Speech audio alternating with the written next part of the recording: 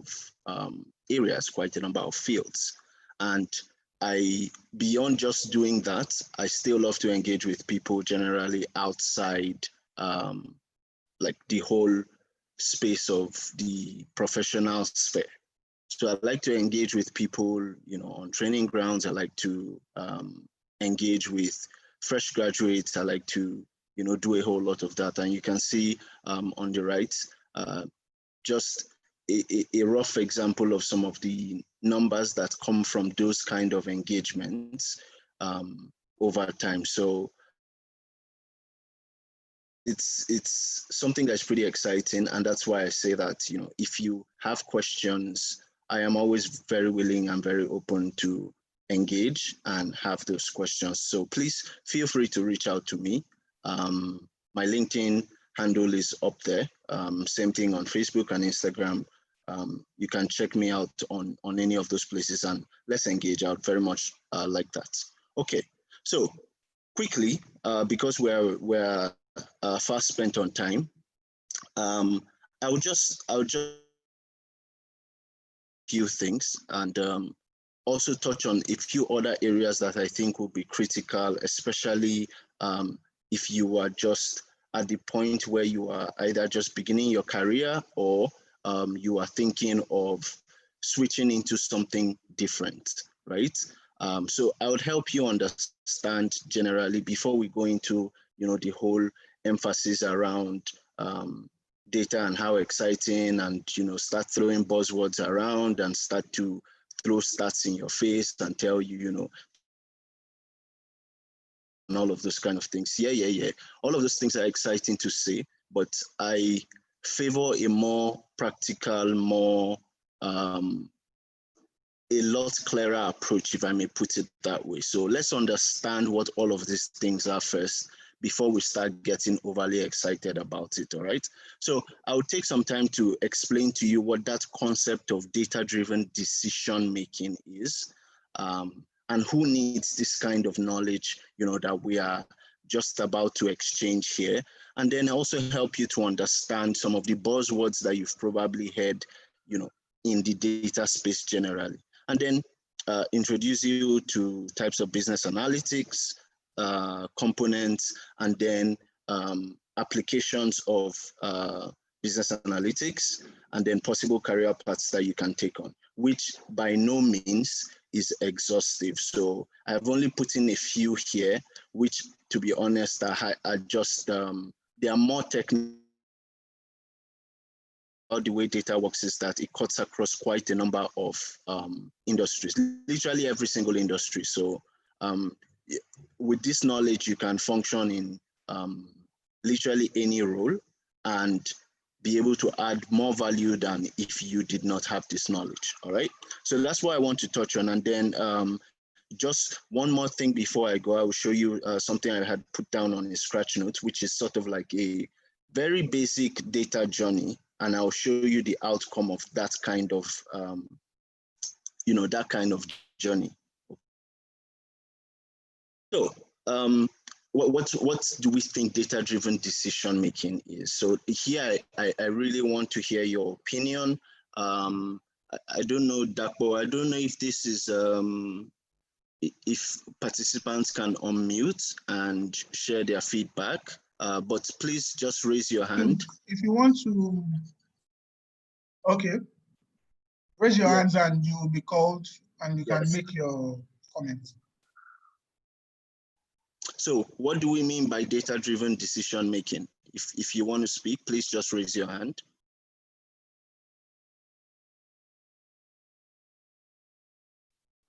Anybody? Anybody? Anybody? Nobody is raising their hand.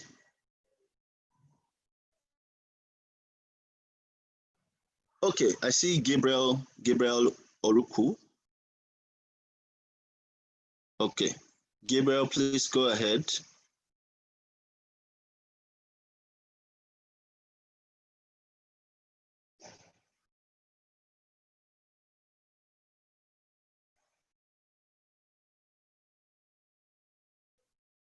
Dapo, is he able to unmute himself? Because I've tried to ask to unmute and okay. There we Okay. Hi, Mr. Charles. Good afternoon, sir. It's a pleasure to have you here. So I think data-driven decision making is all about using data to what's it called? Processing raw data into information that can be interpreted to guide decisions in the organization by management. For instance, through the use of applications like Microsoft, you can process categorical data and non-categorical data to inform, okay, which parts do we need to channel some resources, or which part do we need to focus or attention on, and things like that. So basically, that's the raw sketch of idea I have. Splendid. I think that is a very, very solid idea. I'm glad that you understand categorical data and all of that. So thank you for sharing that feed. Christopher, you want to say something, please? Good afternoon, sir. Good afternoon. Hello, can you hear me, sir? Yes, please go ahead. All right. Looking at data, from data can be analyzed to reveal actionable insights through forecasting and looking at trend to view patterns for continuous improvement. Okay, I think that's a good one as well. So I'm assuming that you are suggesting that this is data-driven decision making. In this case, is more like analyzing patterns and trends.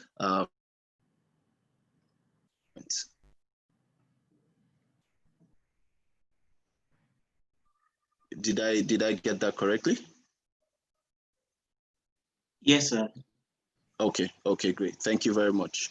Anybody else putting up your hand? Okay, I don't see anybody else, so I'll just go ahead. So yes, you've also said very accurate things. It is just that general concept around data, processing it and making decisions off the data that has been shared, or rather off the insights that have been shared from that processed data. So it is not in itself just the data, it is the insights that are generated from that data, okay? I see some other people have dropped some feedback here as well. Data-driven decision making is the act of using available data to make business decisions. Okay, yes, that's true. The process of making decisions based on available data, yes, that is all correct. Okay, so you've all suggested the correct thing. Now, who needs this knowledge? In all of these things, is it just those guys that sit down behind their computers somewhere, or is it the woman in the market, or is it the president and his ministers? Who needs this data really? Is it you and I? Is it the gate? Who needs this knowledge around data?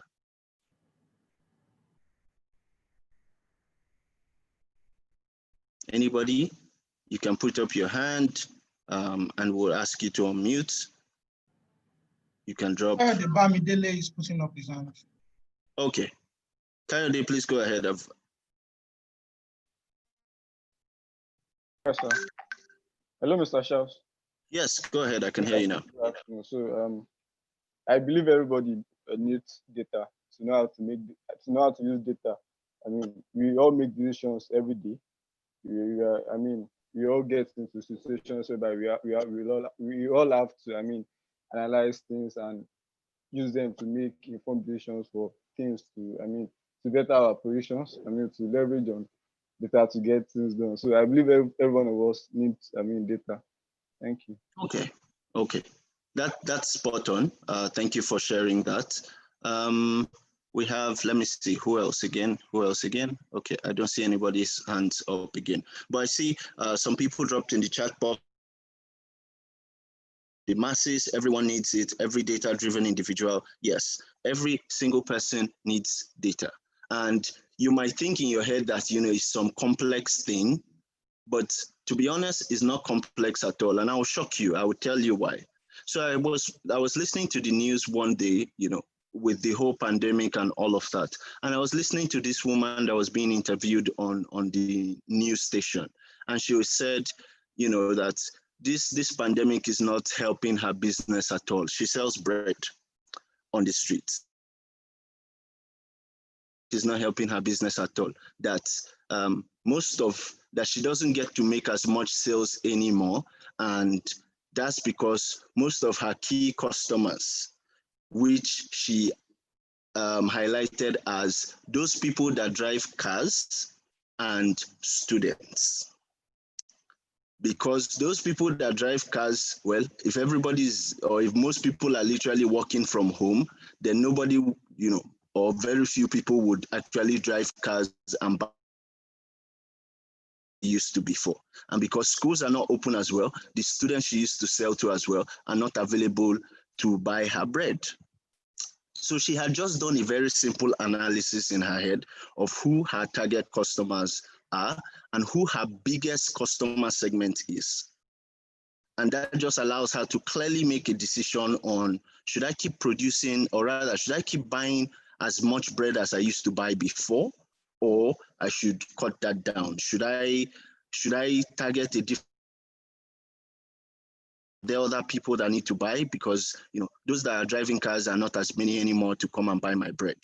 So see how something as basic as that, simple analysis in her head has provided some level of insight and clarity into, what is the next action we can take.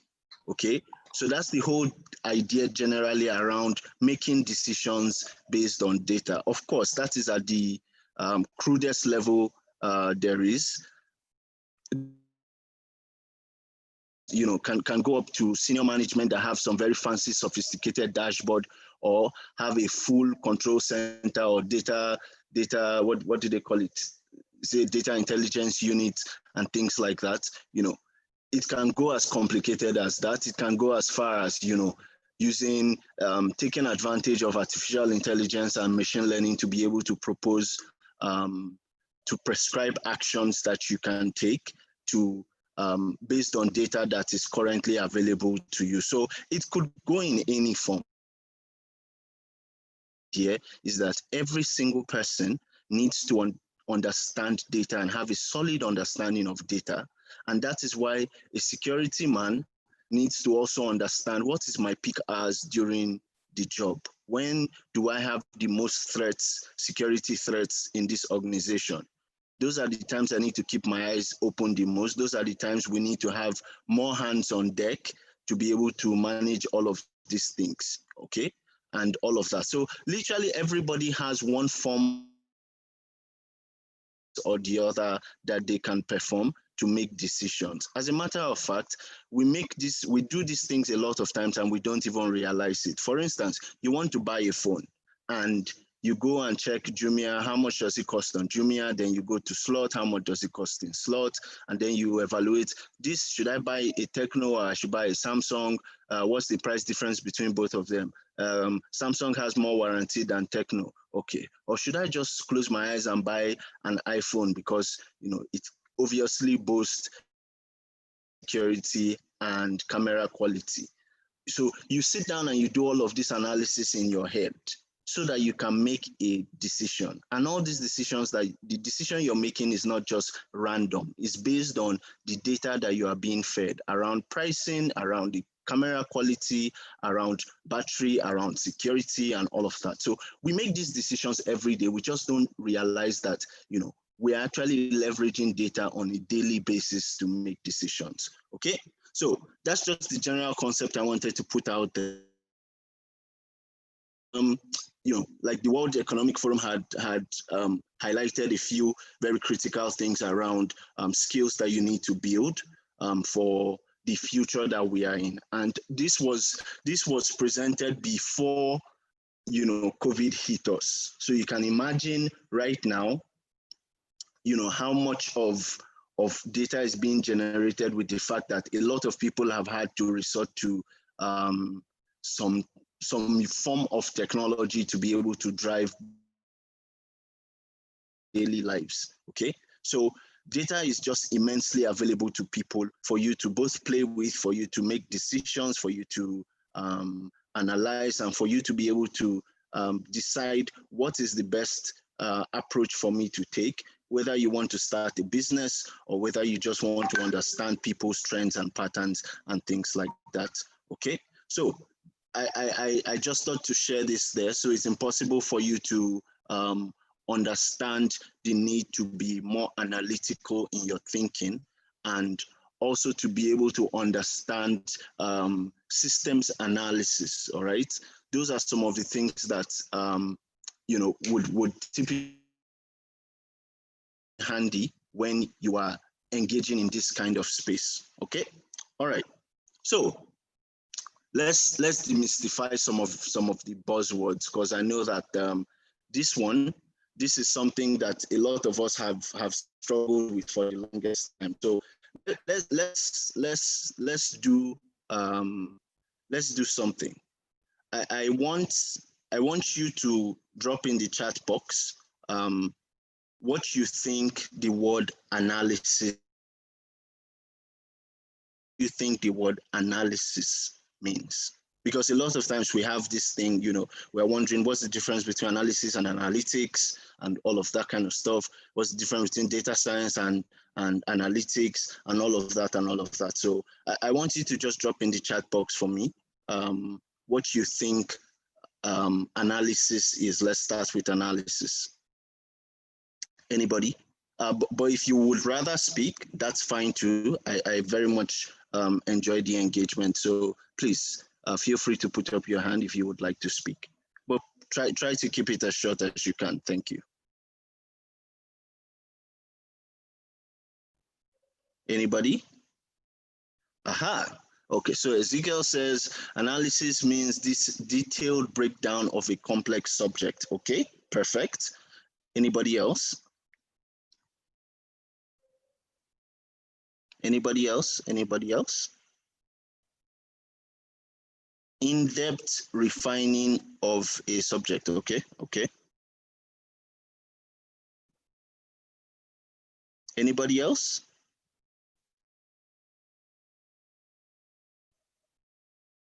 I'm not seeing people dropping comments. I'm not seeing people raising their hands. Is it hitting us like a surprise? Or we've probably never thought about what analysis is. Okay, Habib says the ability to handle and process data or information. Okay, valid point. Detailed examination of something. Yes, very true.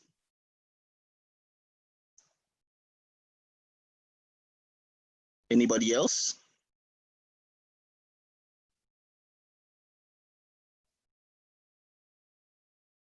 Okay. So I will take it that, you know, okay, elucidating a raw data into more understandable information. Okay. Critical evaluation for insights.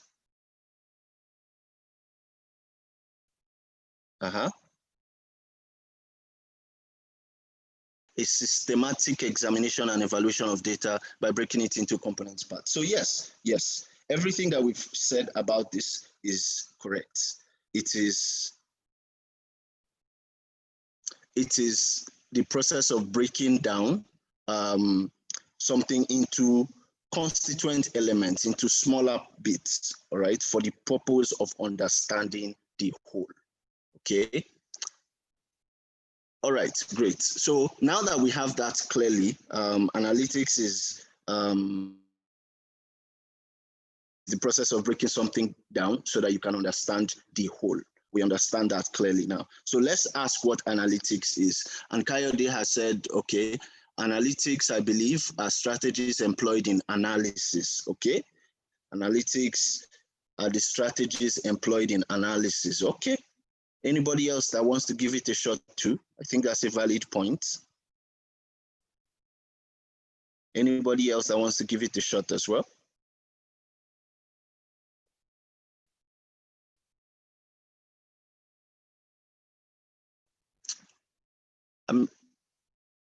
Okay.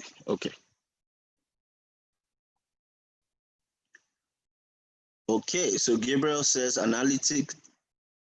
Okay, analytics are the tools used in analyzing. Okay. Anybody else that wants to go ahead with this?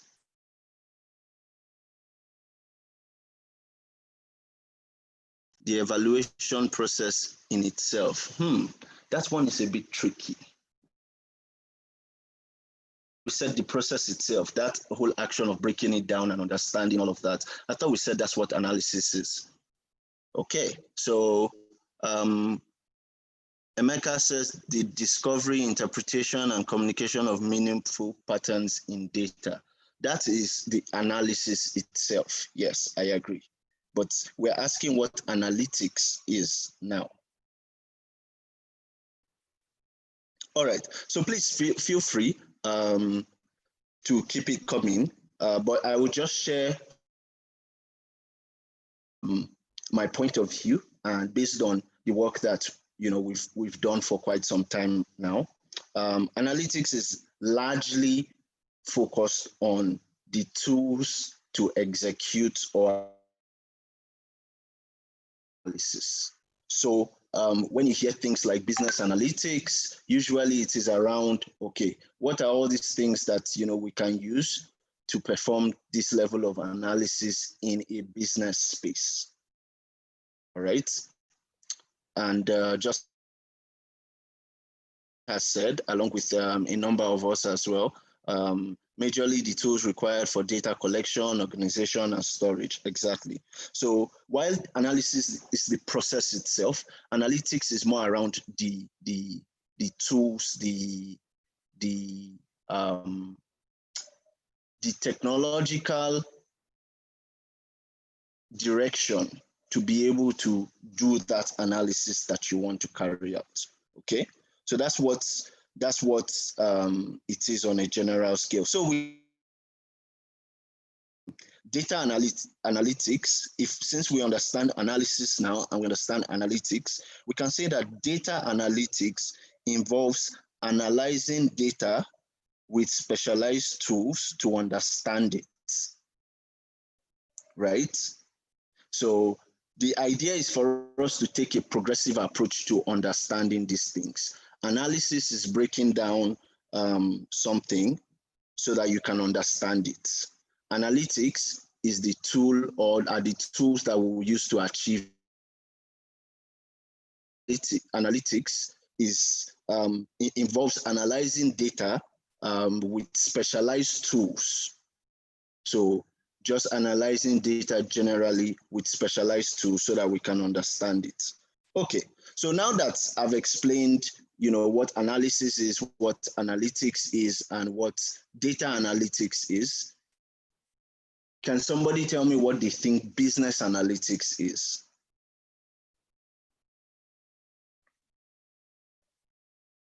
So you've understood what analytics is, and I've now used the two of them to explain what data analytics is. So who can then tell me what business analytics is? Okay, if Edayo wants to say something, all right, please go ahead. Okay, I think that's simple, using the other methods used in defining data analytics. So I can say business analytics is analyzing business data with specialized tools to understand or better understanding.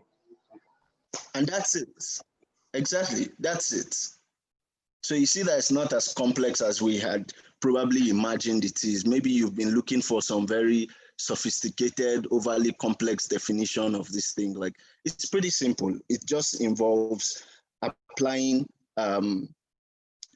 specialized tools to analyze business data. That's it, just so that you can make sense of it.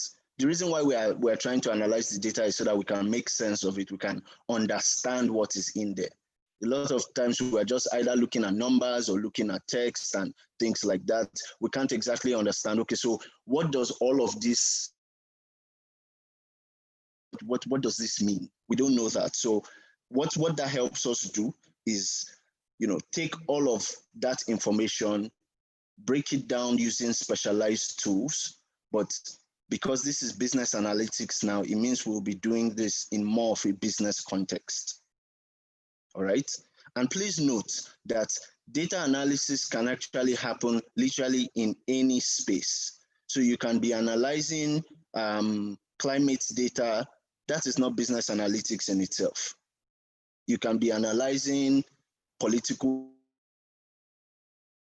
business analytics. So you see these differences, you see these changes. You can be analyzing medical data as well, probably because you want to study and understand, what's in the whole family, in the COVID family, the family that the COVID belongs to. I think it's called SARS. Yeah, something like that, because there are a number of other preceding SARS that were there before COVID came. Conditions. So if you decide to take a moment to then analyze that data around the pandemic or respiratory conditions like this, that in itself is not business analytics. So yes, you are analyzing data, it's data analytics, yes, but it is not particularly in a business purpose, in a business setting or for business purposes. So we can't exactly call it business analytics. So I'm hoping that, that provides some level of clarity in terms of differentiating this. And to be honest with you, I mean, a lot of people would have arguments around what is what, arguing, what the true role of a data analyst is, whether your job is actually just to sit down and visualize data and produce insights from it, or whether your job is more around data exploration, using some coding techniques and things like that. So everybody has argument around the field of data. So it's still, as much as data has existed with us for so long, I don't think a lot of people have still been able to provide very much clarity, both the buzzwords that are being thrown about, as well as what is what in this space, okay? But we'll still carry on from there, that's fine. Kayode, I think you've made a valid point as well. Business analytics involves using tools like Power BI for analysis of business data. So yes, that's a valid point. That's a valid point. Okay, so now that we know what these three things are, or rather, we've talked about analytics, data analytics, we've talked about business analytics. So just so that we have a better sense of what it is that we want to cover. If we look at these two, so I put these two in the middle because these two are very, very controversial: big data and data science. So who can share from their own experience or from what they've heard, what they think big data is and what data science is?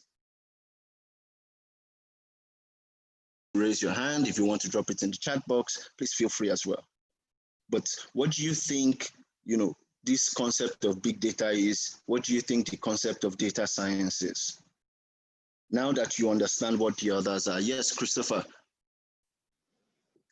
Oh, hello, sir. Can you hear me? Yes, I can hear you. Please go ahead. Okay. Data science is a concept that it unifies statistics, data analysis, some level of machine learning, and domain knowledge, and other related methods to understand, analyze the data. Okay. I think that's a valid point. I'm glad that you raised statistics and also raised machine learning in it. Thank you for pointing that out. Anybody else? Big data is any amount of data that can't fit in memory. Oh, wow. I didn't know that, we had gotten to that point where we are unable to fit it in memory. I mean, if we had gotten to that point, people like Google would have shut down by now. But, as the data grows, we continue to expand our capacity to be able to store and analyze this data. Yes, you are right in generally the size of the data. Yes. So just as you have, Hamid has shared, large volume of data. Yes, volume of data. For me, I think big data is a major component of data science. Data science is the study of anything data. Okay. Anybody else? Anybody else? Okay, so we've raised very valid points. For those that have shared thoughts around big data and have mentioned the size, I know that big data is characterized with 3 V's, volume, velocity, and what's the other one again? I forgot the last V. Anyway, so the general idea behind it is the fact that, yes, the data is huge. It is. The second concept around it is that, yes, probably this thing changes quite often, the rate at which it is generated and all of that, and we can see this in the way we use things these days. Like, we are constantly using up things. I remember back in the day when we used to have how many gig subscription? I think like 500 MB subscription used to be like such a big deal. And it's unbelievable right now how I am burning over in a month, just because of how much I am having to do online these days. And it's still growing. It's still tremendously growing.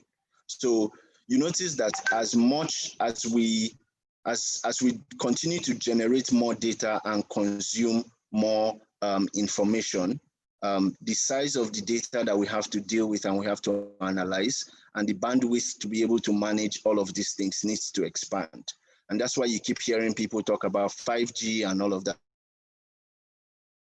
I'm not going to get into that controversial argument about whether 5G is the Antichrist or whether 5G is what is causing coronavirus. I'm not going to get into that. But the idea is that, as things go on, we need more and more bandwidth to be able to capture and process more data. And when I say bandwidth, I don't mean, like bandwidth in actual translation of bandwidth. I mean, we need more room. So both room in storage, room in speed in terms of the speed of our internet access, along with a lot of other things. All right, all these things would come in pretty much handy in what you see. So yes, Ezekiel said something. The definition is relative. A big data 10 years ago is not so big a data right now. I totally agree with you. And as a matter of fact, it's what I was discussing with somebody some few days back. I'm sure a lot, one of us on this call right now, when we were learning computer in school at elementary stage, they would have taught you about floppy disk. They would have taught you about all of those kind of things and all that, CD-ROM and all that. Now, it's so funny how a floppy disk, who remembers the size of a floppy disk? If you know the size of a floppy disk, just drop it in the chat box. Anybody remember?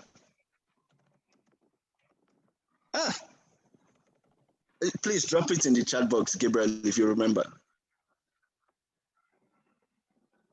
5 MB. Nah. So nobody remembers. We used to sing this like chorus back in the day. 80 KB. Nah. Okay, I'll save you the headache. it is 1.44 MB, 1.44 megabytes. That's the size of a floppy disk. Now, let me shock you. Technically, what is that Wizkid's latest track cannot be stored on a single floppy disk. I will need at least 2 floppy disks to be able to save one song, 3-minute song. I will need 2 floppy disks. So yes, how we have gone from floppy disk being such a big deal back in the day to the fact that right now floppy disk cannot even save a single song, and yet a lot of us have playlists filled with songs. A single playlist that has over 200 songs in it. So just imagine that kind of situation. That means that playlist cannot fit into a floppy disk right now. So yes, I agree with you when you say big data is relative, and that's part of the reasons why I'm not a huge fan of buzzwords, because when people jumped into the whole idea of big data, it made it seem as though the data was really big. But then we'll get to a point where that data doesn't look like it is that big anymore. I mean, with and all of those guys, really pushing quantum computing, like you will get to a point where a computer is processing so much large swaths of data across, different locations and able to produce insights before you are even able to blink your eye and open it. So for us right now, it is seeming like it is such a big deal because our current computing capacity is making it seem like it is that big. But when we get to that point where, technology has evolved to that point where it can manage that size, of course, it no longer will be as big anymore. And that, if the buzzword itself, the phrase has sort of died down a little bit in recent times, is not as much as I used to hear it before, big data, and all of that, okay? So those are some of the kind of things that come up. So I agree with you when you say it is relative, okay? So yeah, just like we have shared, big data is just largely trying to refer to the size and velocity of the data. And data science, while this one is still debatable, which to be honest is what I had shared before, that everybody would have their own perception around what data science is. And that just explains to you how not yet cast in stone the field is yet. A lot of things are still evolving. We're still discovering things, okay? So while some people say data science is just the general study of data across, some people would want to tilt more to the fact that data science primarily focus more on the statistical analysis of data and involving some level of coding, if I may put it that way. So while data science focuses heavily on statistical analysis, and for those other people that are more into data analytics would favor more of, well, I don't need to code to get things done.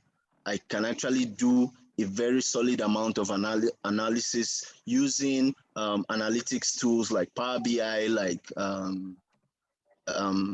SAP Analytics, like Tableau, like Looker, and all of them. Yes, exactly. So you can have a bunch of all of these applications that are very powerful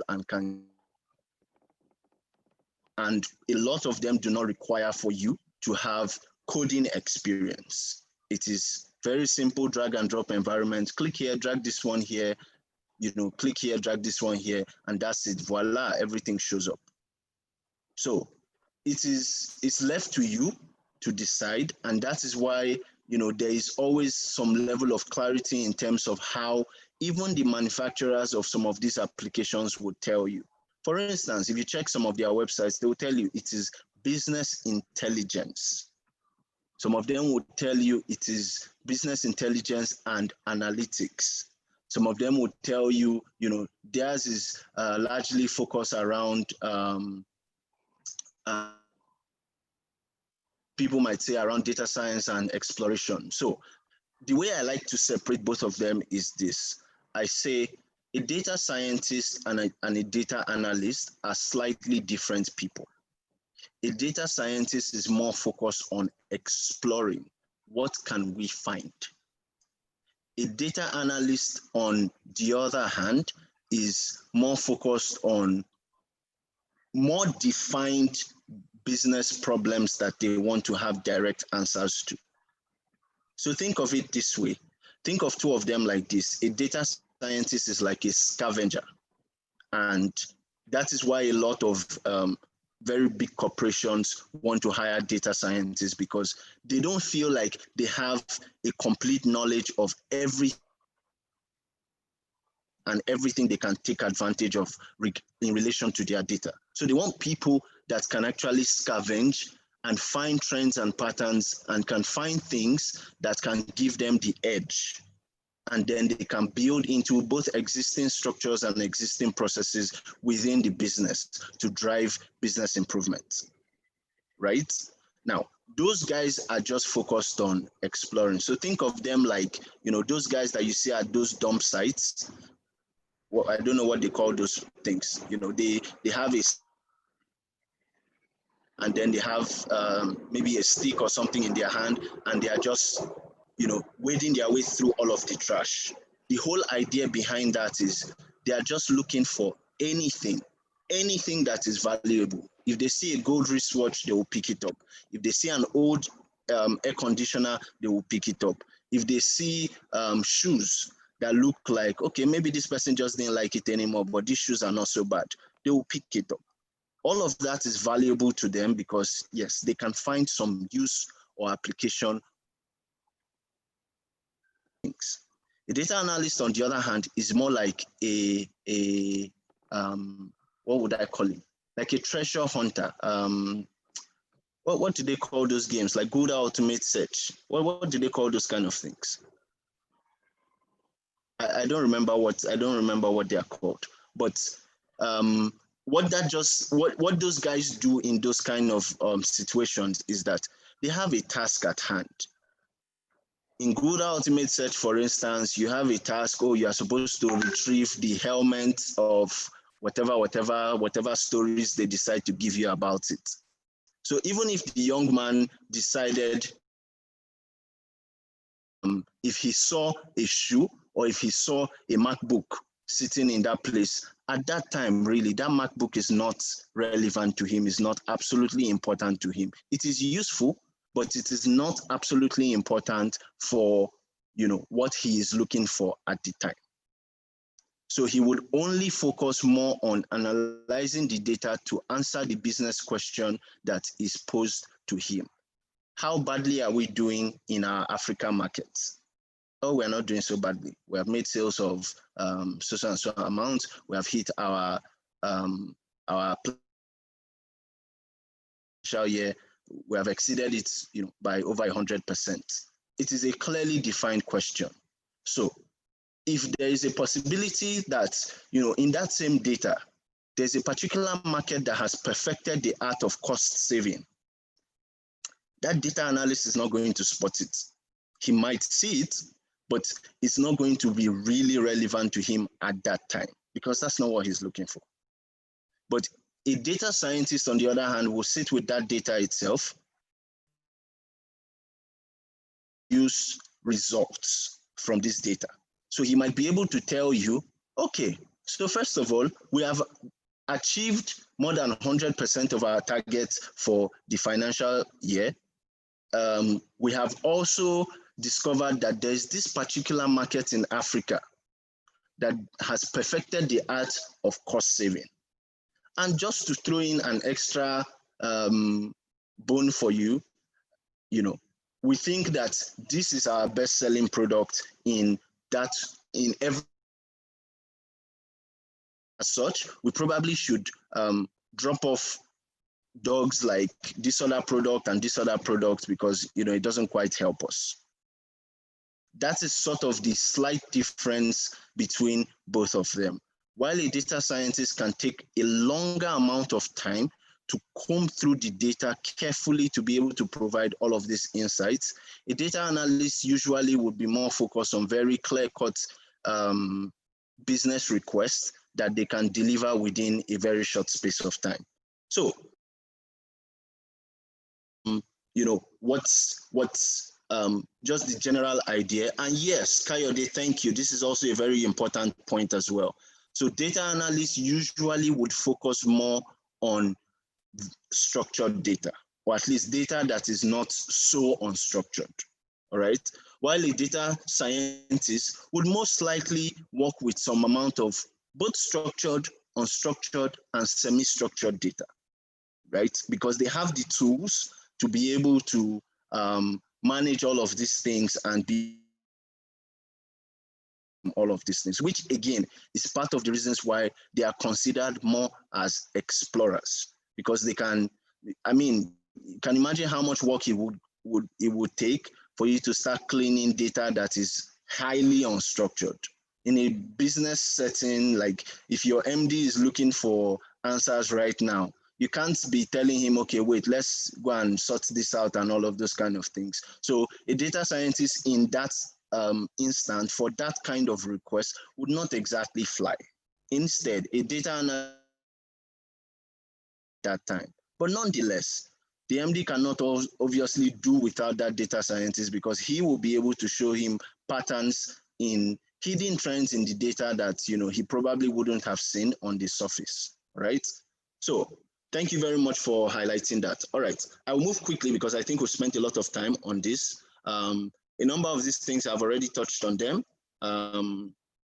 Yeah, big data, any voluminous amount of structured and unstructured data. I had also told you about data science as well, focusing more methods, right? And it involves more custom coding and things like that, okay? So that's just a few of the things I wanted to highlight. All right, so I will skip this game. It would have been nice for us to play a game, but we still have quite a number of things to cover. So I will just race through it, all right? Now, just this one, I want to touch on it just a little bit, just so that we do not block our head, because by the time you have all of these definitions and all of these ideas in your head, like you almost want to hold your head, okay? So there's a general field of artificial intelligence, and then there's machine learning that actually falls within the artificial intelligence space. And then there's the deep learning part as well. Now, again, a lot of people have their own way of interpreting this, but generally speaking, what artificial intelligence is just taking typical human intelligence and giving it to a computer. Think of a traffic warden, for instance. A traffic warden looks at the road, looks at which lanes have more cars coming, and allows more time for that lane to pass, right? I believe that's accurate. Yes. So that's what a normal human being would do with their analysis in their mind. A regular traffic light is just programmed to say, after 30 seconds, stop these people and pass this other. Thinking in any way. It is just following a set of rules, a set of instructions. Now, why we call certain things smart, so for probably smart traffic light system, for instance, is the fact that we are able to give that traffic light small sense, as we'll say in Nigeria, borrow its sense. So we'll borrow its small sense and, you know, tell the traffic light, okay, evaluate how many cars you see on this lane, see on this other lane. The lane that has more cars, pass that one. If you also notice too that the lane you want to pass, where they will be driving, the road they will be driving into is already blocked, don't pass that lane. Instead, pass this other lane. So it's a bunch of very flexible decision-making process that a normal human being would have taken up, that you are now trying to get, a computer system or an application to start to think like that. So at some point, at some level, this traffic light will need to learn. So this is where the machine learning part comes in. So while the general artificial intelligence field covers both machine learning, what do they call it, neural networks, augmented reality, and all of those kind of things, literally all of them fall within the space of artificial intelligence, because it's how they and allow you to evaluate these things. For instance, when you look at augmented reality, for instance, you are just imagine that you are putting, because I've seen this happen a number of times on different apps. I'm not sure how people do it these days, but where if you've watched Avengers and Marvel comics like that, you see Thanos and Captain America and all that people, you know that these are not real people, but somebody is standing right there beside these people. They are doing a video and they show themselves walk in front and around this America. How are they able to project this kind of image in a way that, yes, the application evaluates depth of field, evaluates distance from the camera, evaluates that, somebody is going in front of the line of sight and all of those things. Like literally, those are things that your mind on a normal day would be able to process. So taking that and giving it to a computer system to be able to process in their head is part of, fields that artificial intelligence is pushing. So not to confuse it particularly with machine learning, because generally speaking, machine learning is just a subset of artificial intelligence. But again, like I said, a number of people will argue differently, and that's the whole idea behind the kind of field that we are in. It is a STEM field: science, technology, engineering, and maths. And what people are taught in STEM is to challenge the status quo. So even if this is the theory or hypothesis on ground, I have the ability to challenge it if I think differently. So that's why we can almost never just have anything completely accurate, and we are still arguing till tomorrow about how the world was created and about gravity and about all of those kind of things. Anyway, so that's just a few of the things I wanted to point out. You can take some time and do a little more reading about it, okay? Now, just general concept around business analytics. There are types of business analytics. So there's descriptive, diagnostic, predictive, and prescriptive. What we have most of the time is descriptive. It just tells us what has happened. So, for instance, think of it this way: you are looking at election numbers, data from like polling results. It just tells us what happened. It is results. That means something has happened to produce that. So we are just evaluating what happened. Same thing with business data. You're seeing your sales data, you are seeing things like that, and all of that and all of that. All of those things are things that allow you to just evaluate the data from that past perspective. Is looking at historical data. Okay, now diagnostic helps you understand why it happened. So yes, there was a system failure. That is what descriptive tells you. Diagnostic tells you system failure due to error, due to congestion in so and so chamber, all of those kind of things. Now that also means that to a certain level, you would have been able to predefine some of these things for you to be able to get that level of diagnostic analysis. Okay, and this same thing too, we see this kind of things too in cars, we see this kind of things too in applications that are measuring the health of a particular system, that kind of stuff. So they tell you, oh, your network is not so good right now, or generally things like that. It generates all this data and tells you, okay, every day at 12 o'clock, there's always a slight glitch in the network that probably is triggered by, I don't know, maybe the sun being at the highest point or whatever. Or the kind of issue we see with DSTV every time where small rain, DSTV will quench. Yeah, things like that. So because we already know some of these things, what can trigger us, able to highlight and say, okay, this was triggered by this. So diagnostics basically is just around explaining why it happened, okay?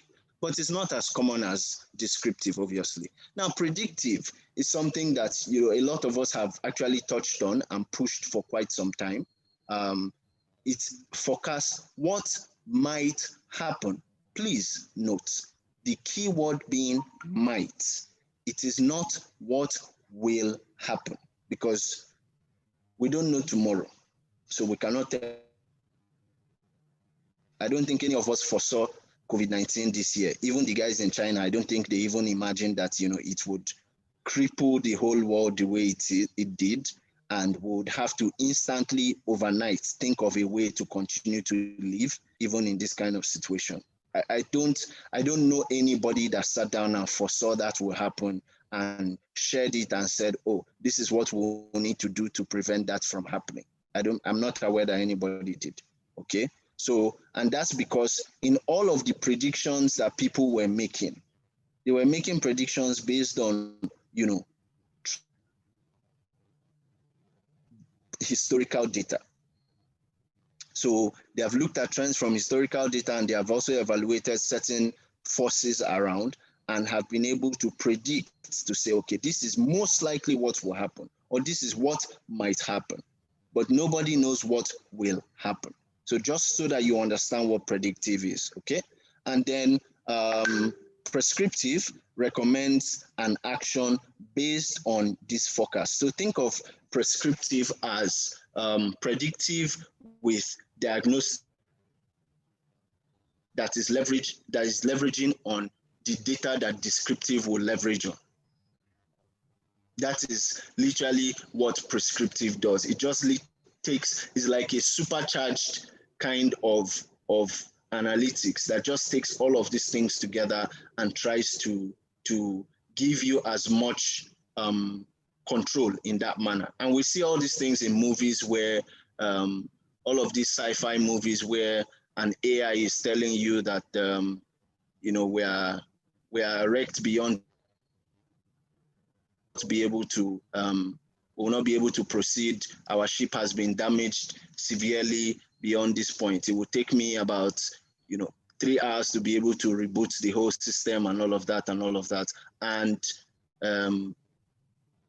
in the meantime, I would suggest that we power down on all of these things so that we can save energy and all of that. Like, it is some form of like recommending actions to you based on what it has forecasted, based on calculations that have been done, data that have both existed before, and certain learning patterns that this system has been able to take up. All right. So in all of this, though, what we have most common is descriptive analytics. All right. And a few people are pushing predictive, and diagnostic is not very mainstream, is used in very specific contexts. Okay. All right. So I will skip this part.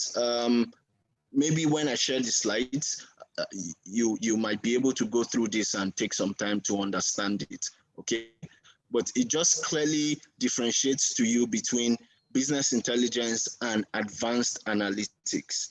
Now, the reason why they are differentiated in that manner, and you might notice that some of the things that are mentioned under either of them would most likely encompass either data science, data analytics, or things like that. All right, prescriptive, and all of that kind of stuff. So all these things would most likely fall within your typical traditional business intelligence, or what we call advanced analytics. Okay, so what you see in most businesses these days is what we see under business intelligence, where you have dashboards, you have scorecards, you have KPI reporting and metrics, and applications like Looker, like Power BI, like SAP Analytics, Sisense, ClickView, and all of can help you achieve business intelligence. Okay, now if you see that these things are absolutely critical for a business, and businesses are just the way you understand that, okay, Power BI and all these tools are actually very useful in business world today. And if all those things are very useful and you are looking at this page, that means really what your focus is on is actually business intelligence. So don't let somebody, overly drag you into concept of, in quotes, data science, because that is the buzzword that most people are throwing around. Your focus would primarily be on business intelligence itself. Okay, and then if you are more interested in text analytics, sentiment analysis, all of those kind of things, statistical analysis, regression, multivariate, all that kind of stuff, then of course, predictive modeling and all of that, then yes, that space is around.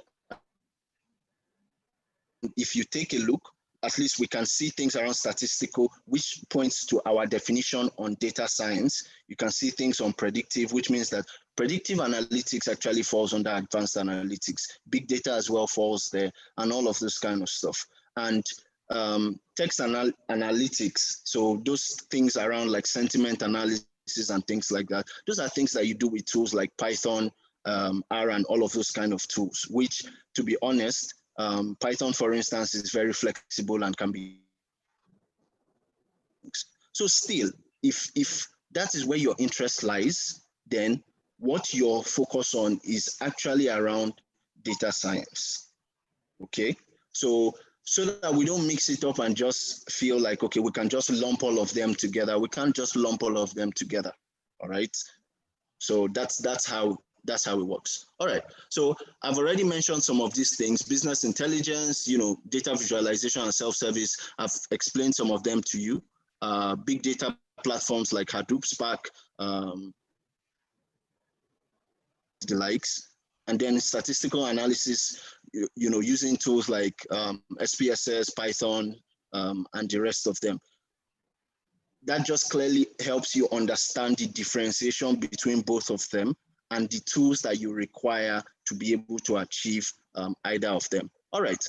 And then on possible career paths, which, to be honest with you, I have only made this very,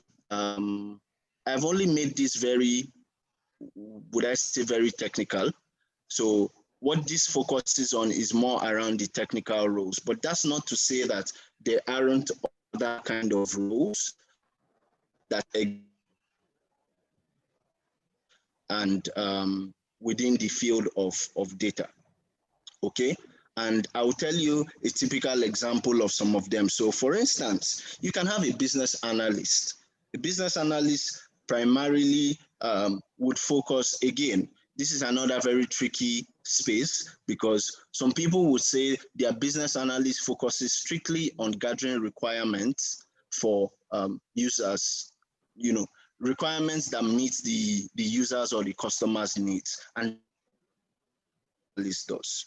Some other people will tell you, no, a business analyst should be involved in some level of research and analysis of data. Of course, if you engage with people and if you do all of those, if you get that feedback from customers or from users, you should be able to perform some level of analysis on the data that you generate, even if you are just using a tool that seems as basic as Excel or Google Sheets. Even if you're using a tool like, able to perform very powerful analysis on the whole tool, or on the data that you generated rather. Okay, so a business analyst is a role that you can comfortably fill in with the knowledge of data and the application of analytics. Okay, and then business intelligence analyst as well. This person is primarily focused on business intelligence. Your job is to analyze business data to give the company, to help the company be informed decisions. Okay, and then you can also be, an MIS officer, management information systems. For those of us that are not aware of what MIS is, management information systems. And the good thing about it is, if you also have any inclination around project management, even project management itself has what they call project management information systems, which still allows them to be able to gather relevant information from different projects, gather data that has been generated across different projects, so that you can analyze and be able to make more informed decisions on the best way to execute projects. And that's why you also notice that a number of companies don't just adopt standard project management concepts or principles. A number of them modify and tweak. You hear people like McKinsey tell you that, they have a McKinsey standard. You hear people like SAP tell you, even though we have general agile practice, we have what we call SAP ASAP, which allows you to deploy, in quotes, as soon as possible. Exactly what ASAP means in their own context, but that's the relationship between it. They want you to be able to hit the ground running and deploy these things as quickly as you can, just the same way you would in an agile setting. Okay. Now, the reason why they are able to develop or design some of these things is because they have gathered data over time that have shown them certain useful information that they think, okay, this is the best way for our customers to be able to deploy this solution in their business, right? So even in a project management setting, there's still that amount of very serious data analysis that is done to be able to make decisions, all right? And you can also be a data analyst, a BI developer, a subject matter expert to IT. Now, this is another very highly underrated role in a lot of organizations and in a lot of spaces. When people talk about data, people focus too much on the technical part that they forget that, just like I think, was it Ezekiel that said, or it was Kayode said something around domain knowledge. You cannot analyze data that you don't understand. So if you don't build that to be I don't even know what to call it. Like, you just have technical knowledge that you cannot apply. That's what it means. Your ability to apply it is your understanding of that, of having is you having that domain knowledge. For instance, if I give you data from this, a number of people will struggle with it because not a lot of us understand, all of those, what happens in the stock market. Not all of us understand what happens in the stock market, right? So you will not be able to provide very valuable insights to an investor, for instance, or to maybe somebody like a Dangote, for instance. You won't be able to add a lot of value to him. Why? Because he has better domain knowledge in that space than you do. So he has the domain knowledge. He knows the kind of insights that would be beneficial and useful to him. But you have this knowledge of data analysis, but you don't have the domain knowledge. And so that's it. You are just sitting down there with your tools and you cannot do anything, right? And if you do a shabby work, he will look at it and it will not add any value to him. Okay, so that's why it's absolutely critical for you to understand, have that domain knowledge and understand the space for which you are analyzing data. And if we put it that way, that means a lot of people need to subject matter experts. Somebody needs to be a bridge between the typical business users and the typical data team or the typical technology team and all of those kind of things. And that's why a number of organizations hire people like business analysts that still give you the opportunity to have that bridge between IT and the business users, or between the developers and the business users. Okay, so anyhow you want to look at it, really, there's always the need. there is always the need to have somebody that bridges between that technicality and your regular day-to-day business experience. All right. And then there are a bunch of other people I've seen in a couple of other organizations. I think is it McKinsey now? One of those big consulting firms that has people they call data translators. What those people's job is, what they do is to just focus on translating this whole complex whatever to both the business users and vice versa. So I am a business user. I don't care how you people do your backend analysis. My job, my interest is for me to know. I want to be able to see this. If you need to get a data scientist to achieve it, that's your problem. If you need to get a data analyst to achieve it, that's your own personal issue. If that's something that predictive analytics needs to do, I don't care.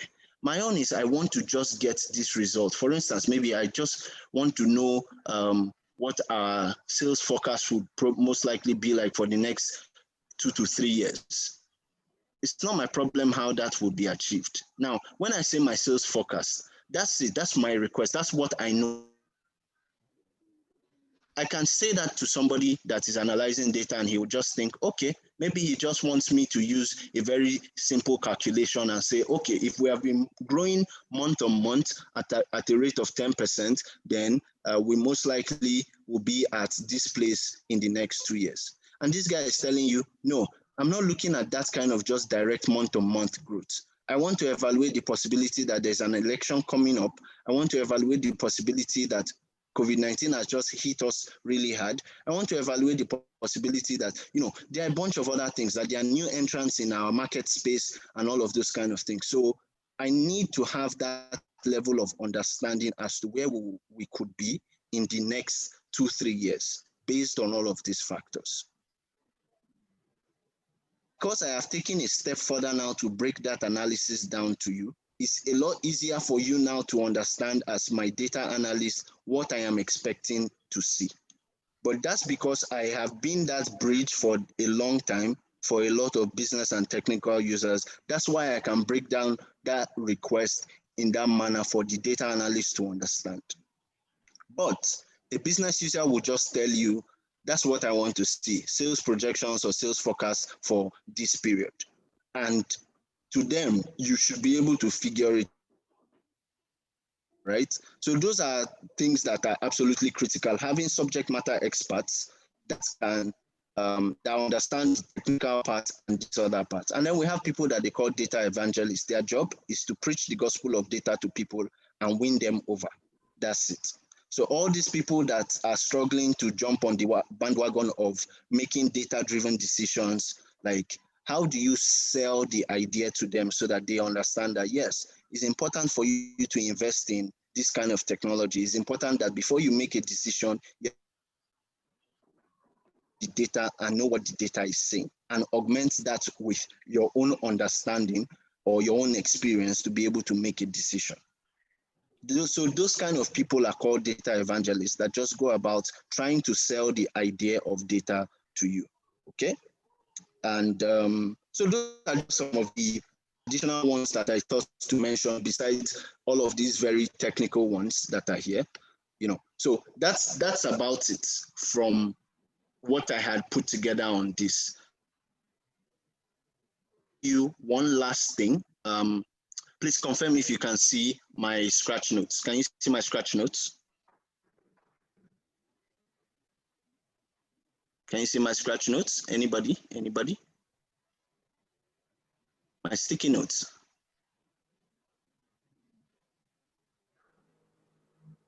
Anybody? Yes, okay, yes, great. Awesome. So, I thought to mention this because usually we are by quite a number of things and we don't quite understand how some things play out generally, if I may put it that way. Your data journey doesn't just begin with jumping in and playing with Power BI, because that is another thing that I've noticed that a lot of people want to do. They don't want to go through all of this foundation, all of this, in quotes, plenty talk. But it is critical to have this plenty talk, because I've been training for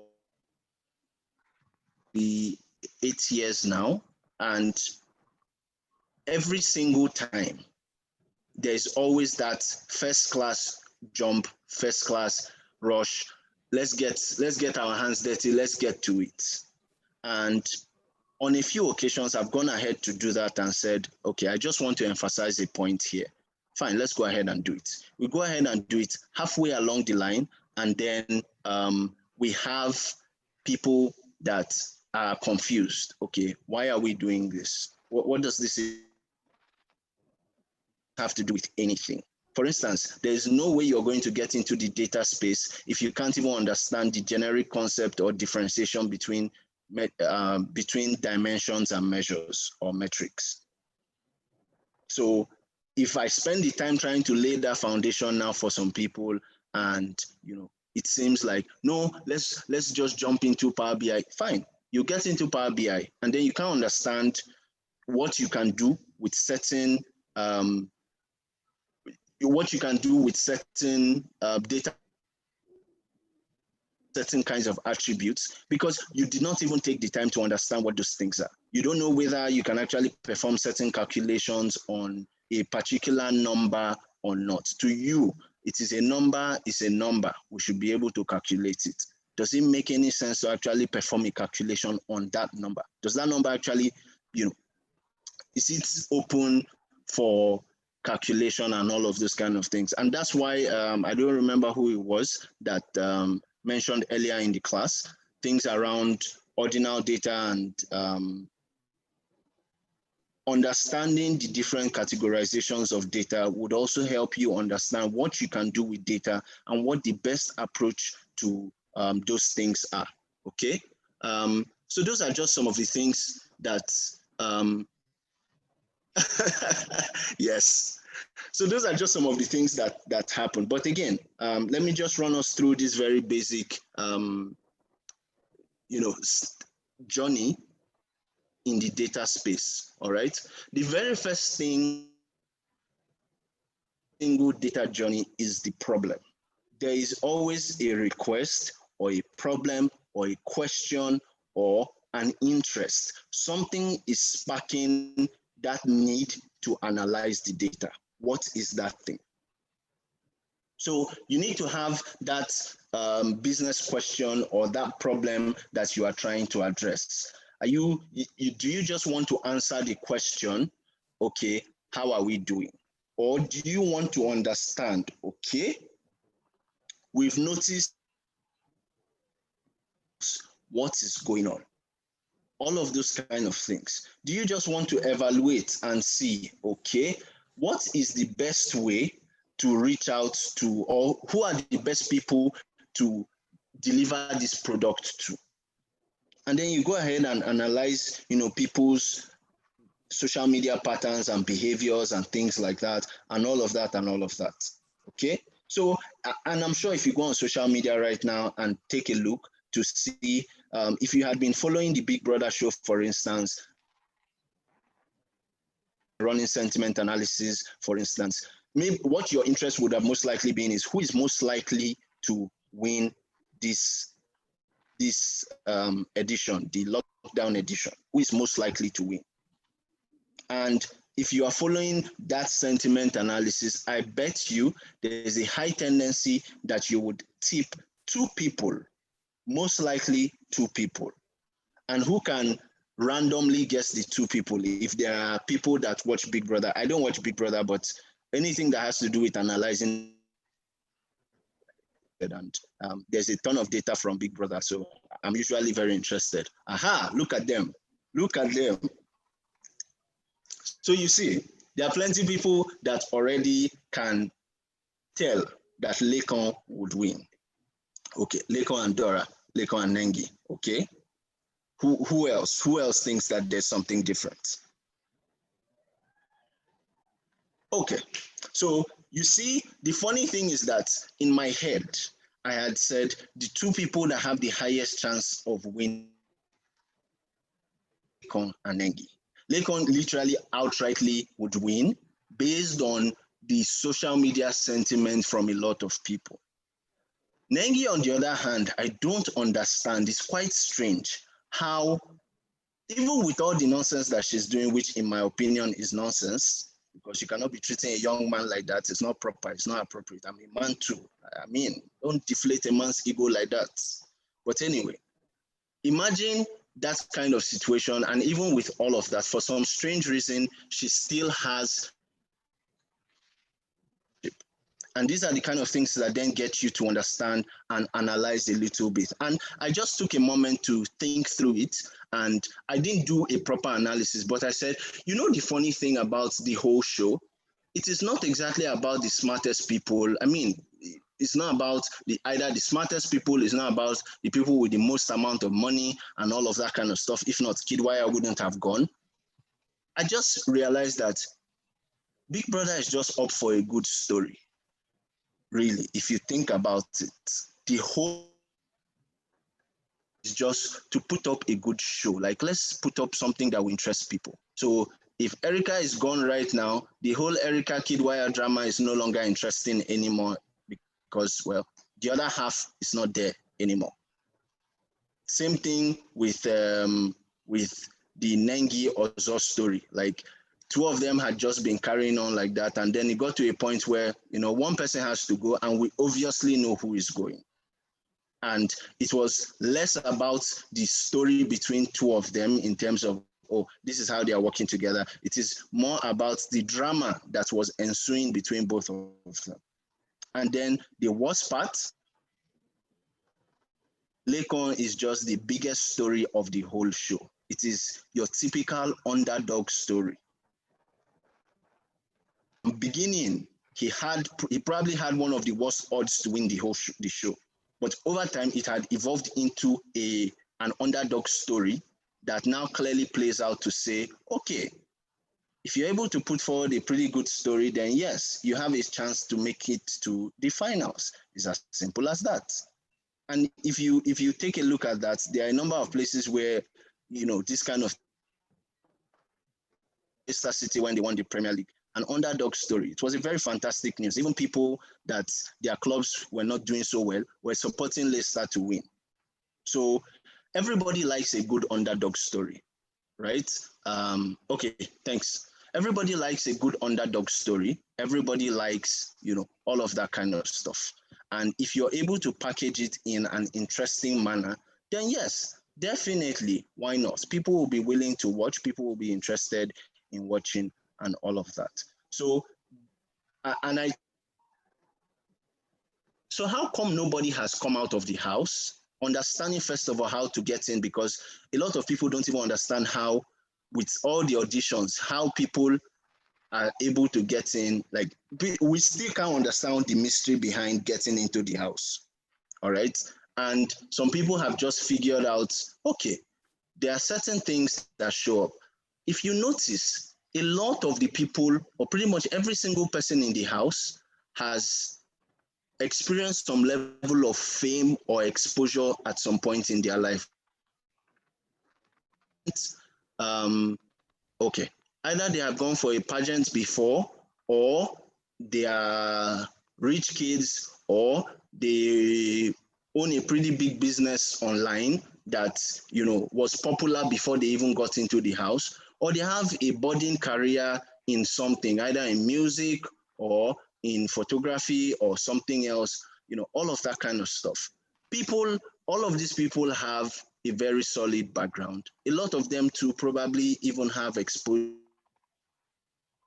So if I wanted to build my ideal candidate to make it into the Big Brother house, I will pick all of these kind of attributes in this person so that the person would stand a higher chance of getting in.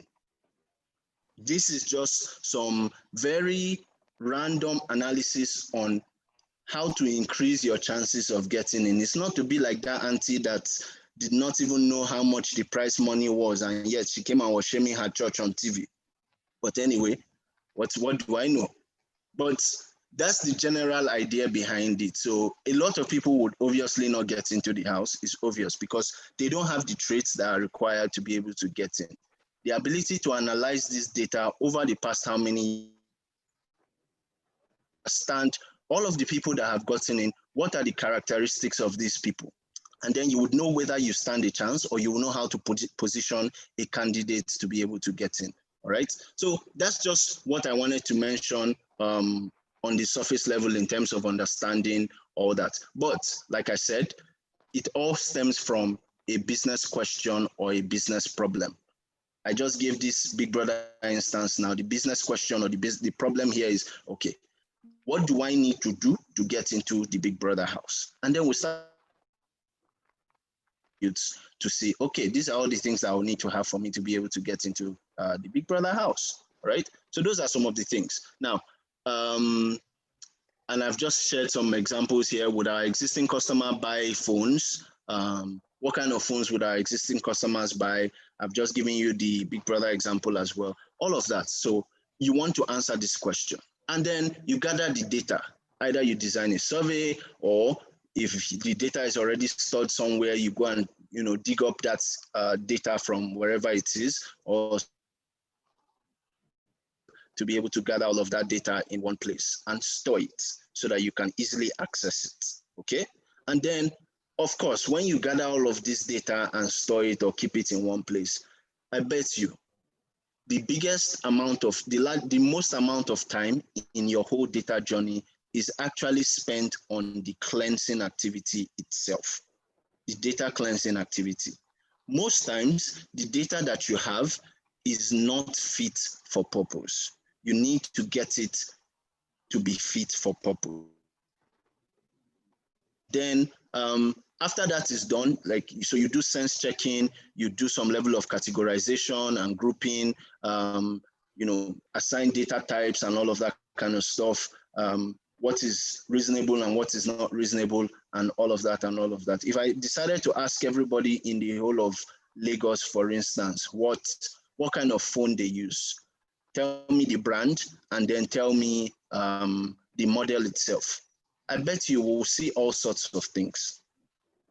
Okay, but what helps us to be able to consolidate that in insights at the end of the day and tell you that, look, most people in Lagos use Transsion phones. And when we say Transsion, we mean Infinix, Techno, and Itel. So imagine that we have not even just said most people use Techno phones, and then there's 20% that use this and 30% that use that and all of that and all of that. We've actually grouped them together because the three of them are actually from one company, and they are all positioned with the same goal and the same mindset to afford to offer affordable smartphones to the. That's it. It's not complex. So when you lump all these things together, it's easy for you to analyze that data. Okay, so they are the Transsion phones. Then you take a look and see, okay, there are all these other people with different phones. What's the next highest number of phone users? Okay, let's assume maybe it's Samsung users. Okay, the next set is Samsung users, and after that, the next set is let's say maybe iPhone users, and then we have all the other people that use LG, Motorola, Digi, all of those kind of phones and all that. You cannot then take all that bits and pieces of information. If you wanted to, let's say you wanted to plot a pie chart, for instance, do you know how tiny those lines will be on your pie chart to capture every single one of those different phones that are there? It would be a mess. And because you didn't want to limit people with the way you had put forward your survey, you had tried to keep it as flexible and as open as possible, all right? And now, because of that, people are fielding whatever song wrong. Some people spelt it and put space at the end, all of those kind of very little annoying things. And so you need to find a way to clean it all up so that when you look for Samsung, whether they spelt it wrong, they spelt it right, you are getting Samsung. And that's it. So you will need to spend some time to clean up that whole data and clean up that whole data. Okay, you will need to spend some time to clean up the data and to clean up the data and use it for something productive. I think your mic. Are you saying something or something or mute?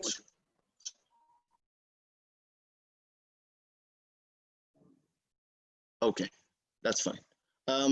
So yes, after you finish doing all that cleansing, that's when you actually go into the analysis itself. So what answers can this data provide me to that question that you were looking for? Which, to be honest, is quite different from the questions that you are looking for. If you did a survey, for instance, the questions you are looking for are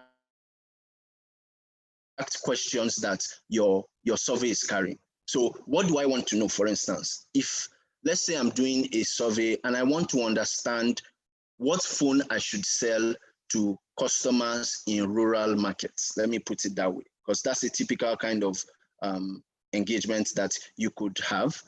Or what kind of phone should I sell to people in Lagos? Let's use that. What kind of phone should I sell to people in Lagos? It will not make any sense to me as a phone manufacturer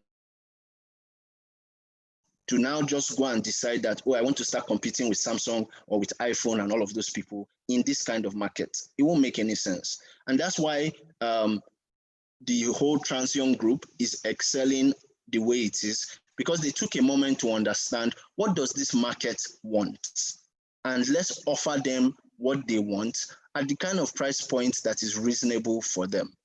So that's what their burning question was. What kind of phone do you want? What kind of phone would you want? And they will not be able to tell you, oh, I want a Techno phone, especially if Techno is not in existence. But they'll be able to tell you, I want a phone that will not just die on me halfway through my day. I want a phone that can last till the end of the day, or a phone that the battery is good, is strong. Okay.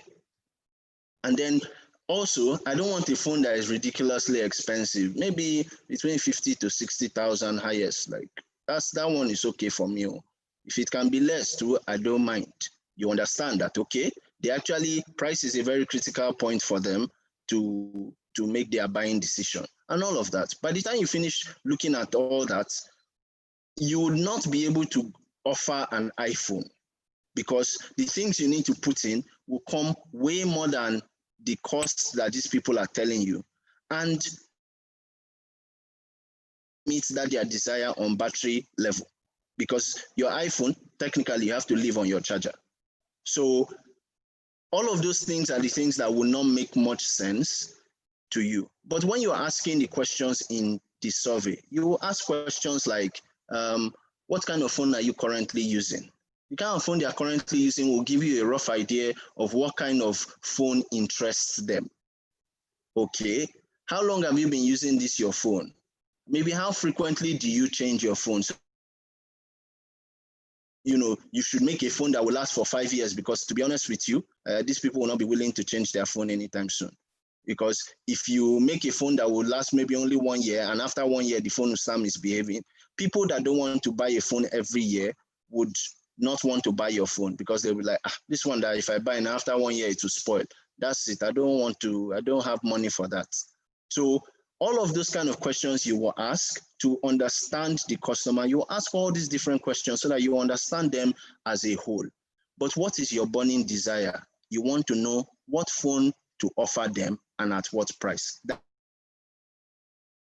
itself. Okay, so that's why I said this is where you spend the time to do that analysis to answer that your burning desire question. So now that you have done your analysis, you've now seen that most people use Techno and Infinix phones. Okay, so that means if you are coming into the market, you better consider those people as your biggest competition.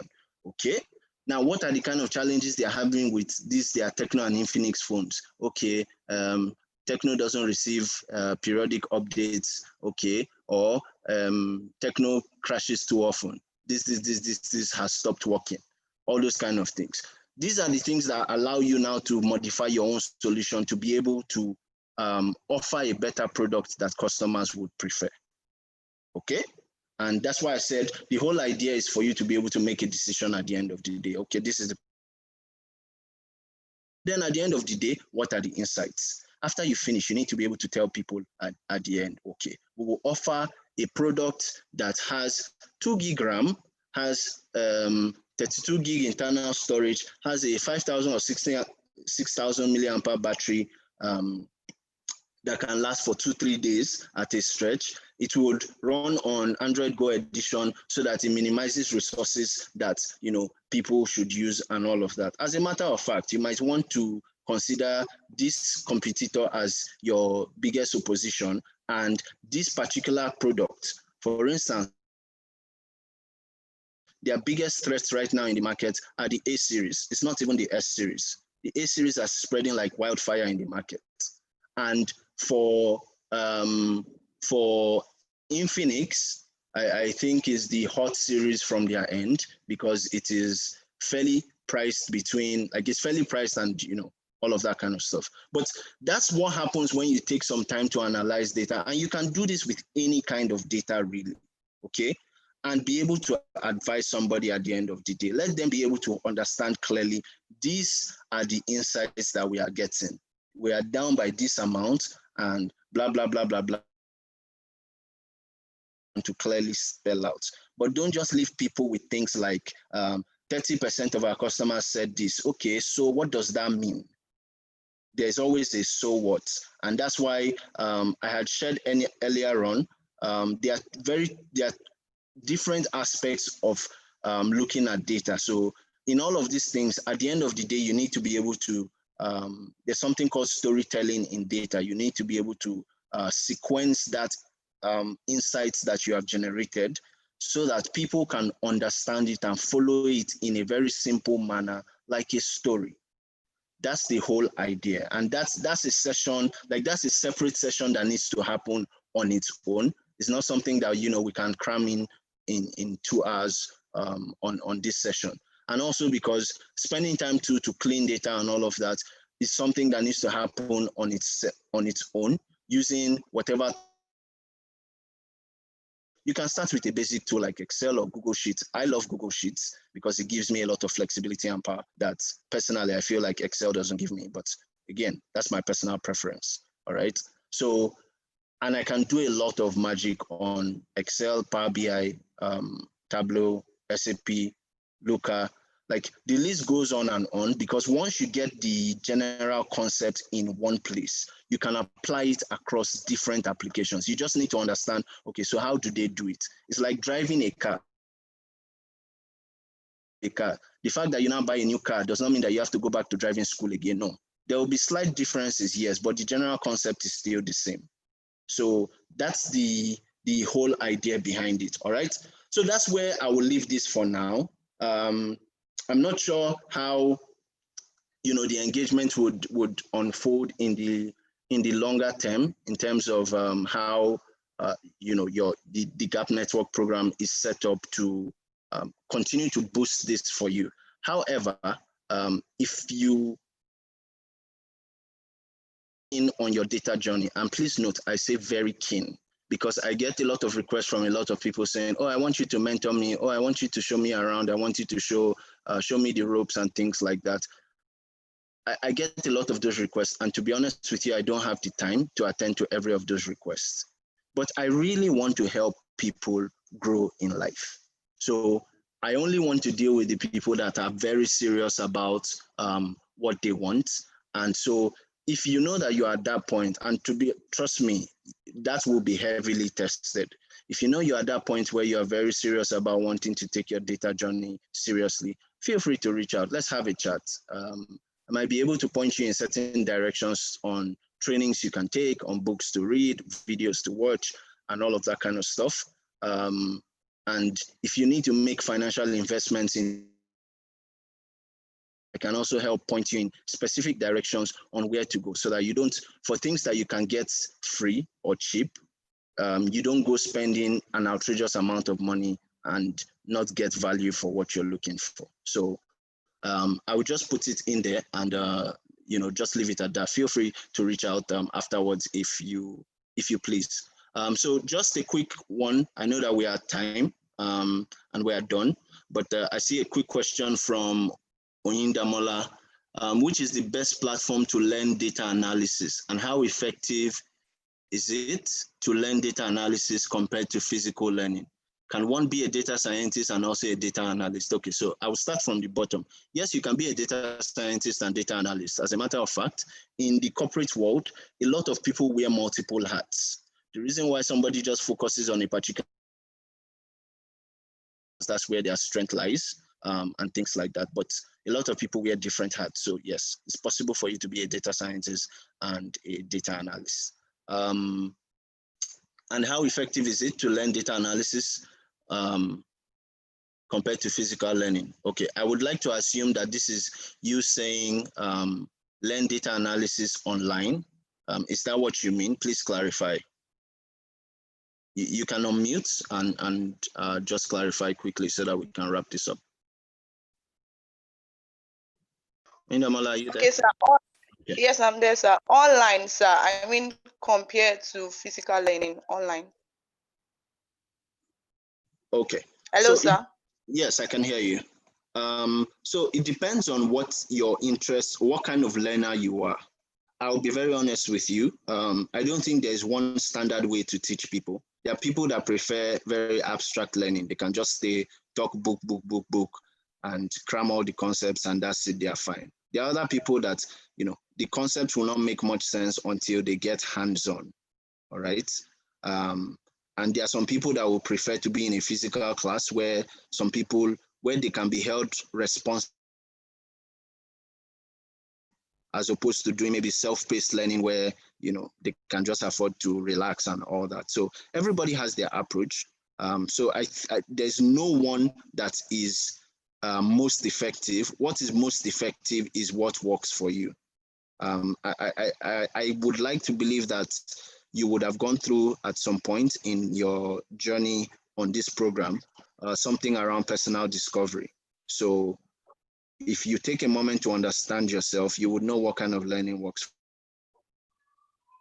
Okay. I don't like too much text. So if I have a problem, I go for videos on YouTube. Show me clearly how to do this thing.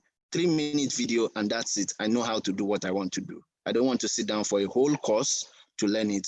I want to learn it in, bite sizes like that, small pieces, so that I can get it done. Does that work? Okay, that was because there was a time I wanted to start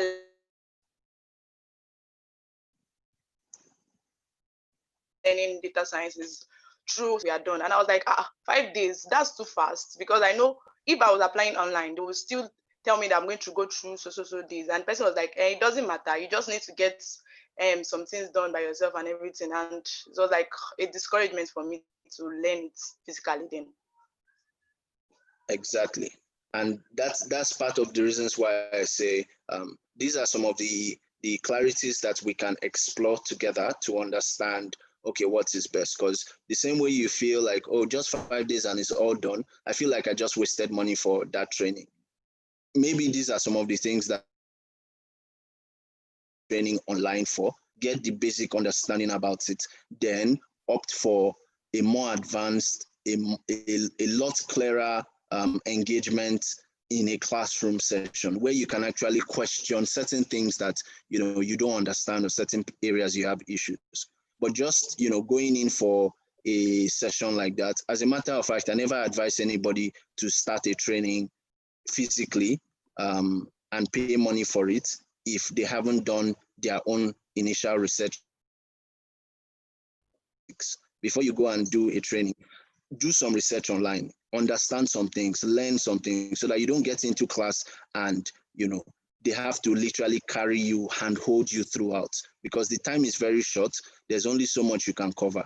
So the bulk of it will still come back to you to spend your own self-paced time to decide what you want to do. So you might as well just already start doing that before the physical class. Does that make sense? Yes, it does. Thank you very much, sir. All right, thank you.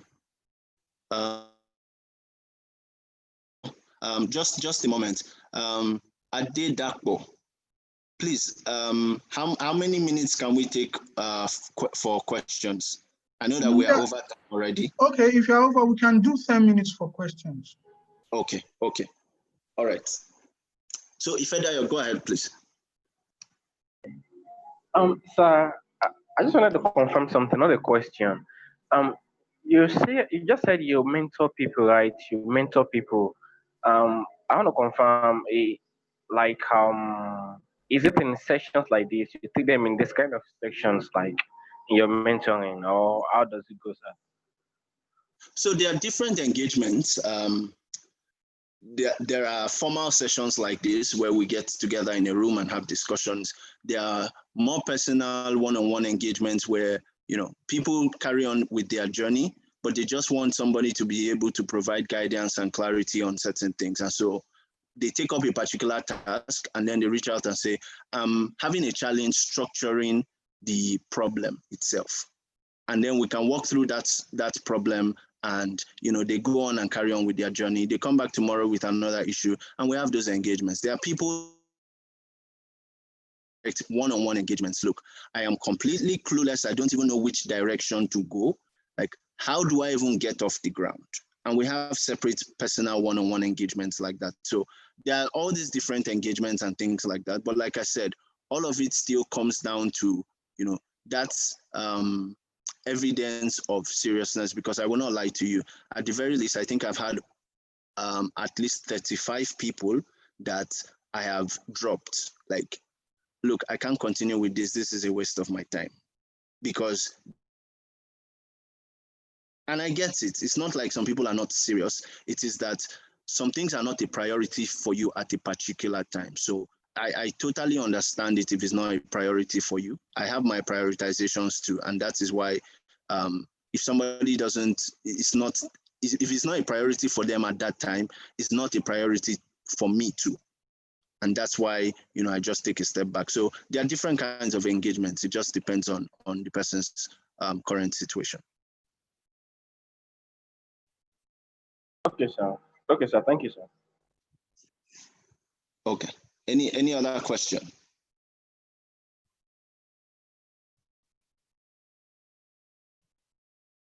Any other question? Yes, sir. Okay. Can you help with your LinkedIn handle, sir? Okay. Thank you, sir. So if you look on this page, you'll see my LinkedIn handle up there. You can just search for me on LinkedIn with that handle. Notice how everything is written.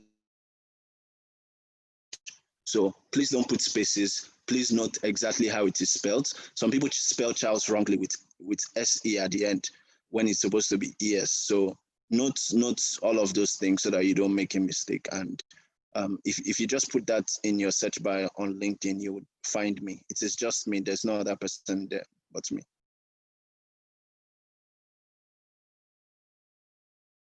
So is that fine? Yes, thank you very much. Okay. Does anybody else have another question? If you have a question, please feel free so that we can wrap up. I think we have about 2 minutes.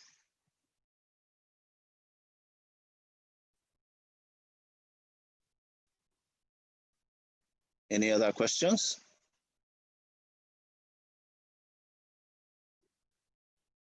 Okay, so I would just assume that there are no more questions, and if there are questions, people will probably just drop me those questions on LinkedIn or something.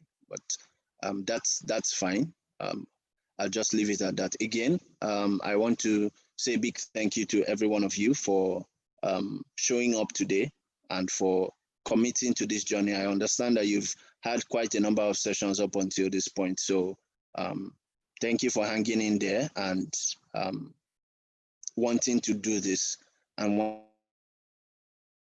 for your own future. I would just say one last thing on one last note. If you have a moment, I would advise that you take some time to actually think through everything that we've discussed. I would like to believe that we can share these slides with you. So if we can, then we'll have that shared with you, and then you can take a moment and do your own research on the roles, on the concepts. So don't just rely on what one person said. that's part of the things that, again, makes you a better data person, when you are able to challenge both your sources and things like that, do sense checking and all of that. Is all part of the things that you would do on a normal day as a data analyst or a data scientist. So even while we have had this session, take a moment to go do your own search, your own findings, sense checking, and understand for yourself what area you want to focus on. Do you want to go full technical? Do you want to go a little more on the business side? Do you want to be more like an engineer, or you want to be more around the people person, like a data translator, a business analyst, a data evangelist, and things like that? Like, take a moment and evaluate your strengths and what interests you, and then pick a side and start to develop yourself in that direction. And I'm hoping that, everybody would be able to get data journey. All right. Thank you very much, everyone. I will sign out and hand over to Adedapo. Thank you. Okay, thank you very much, Mr. Charles. We really enjoyed your class. At least it gave us the rudiment knowledge, the basic knowledge towards data analysis and application of data, and the different distinctions and differences between these buzzwords that we hear up and down. I'm a data scientist and things like that, and it was so much fun. So I understand that there is a limit to what we can take on data analysis, especially virtually. So I would implore the participants to go out there and look for resources, so that if you are really interested in continuing your journey as a data analyst, data scientist, and things like that. And he also pointed out that if you are serious-minded, not the one that wants to be an analyst today and another thing tomorrow, but if you are serious-minded, you can reach out to him, probably for mentorship or guidance on how to go about your journey. And I'm sure that he will be happy to help. And some of you might even be very privileged. Maybe you are you want to go into data. It might be one of your career counselors or mentors. So you might have it good for you that way. So it might be one of your career counselors. So thank you very much, Mr. Charles. Thank you very, very, very much. And I want like 2 of the participants to actually thank Mr. Charles and tell him how you feel about his session as a feedback. I want 2 people to quickly do that before he leaves. Hello? 2 people, please. Gabriel, yeah.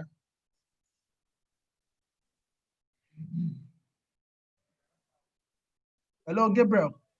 Hi, Mr. Yeah. Thank you very much, Mr. Charles. It's been an awesome afternoon session with you. We understand that there is, like Mr. Jibade has rightly said, there's just a limit to what you can, what you can dispense and what you can take in on an online session like this. But we look forward to, future engagements with you. Thank you very, very much. We really appreciate it. Cheers. Thank you too. Thank you so much. I appreciate it. Thank you.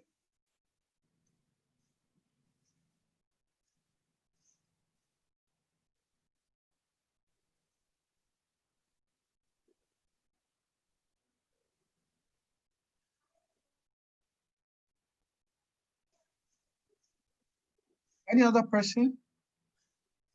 Want one more person before he leaves, please?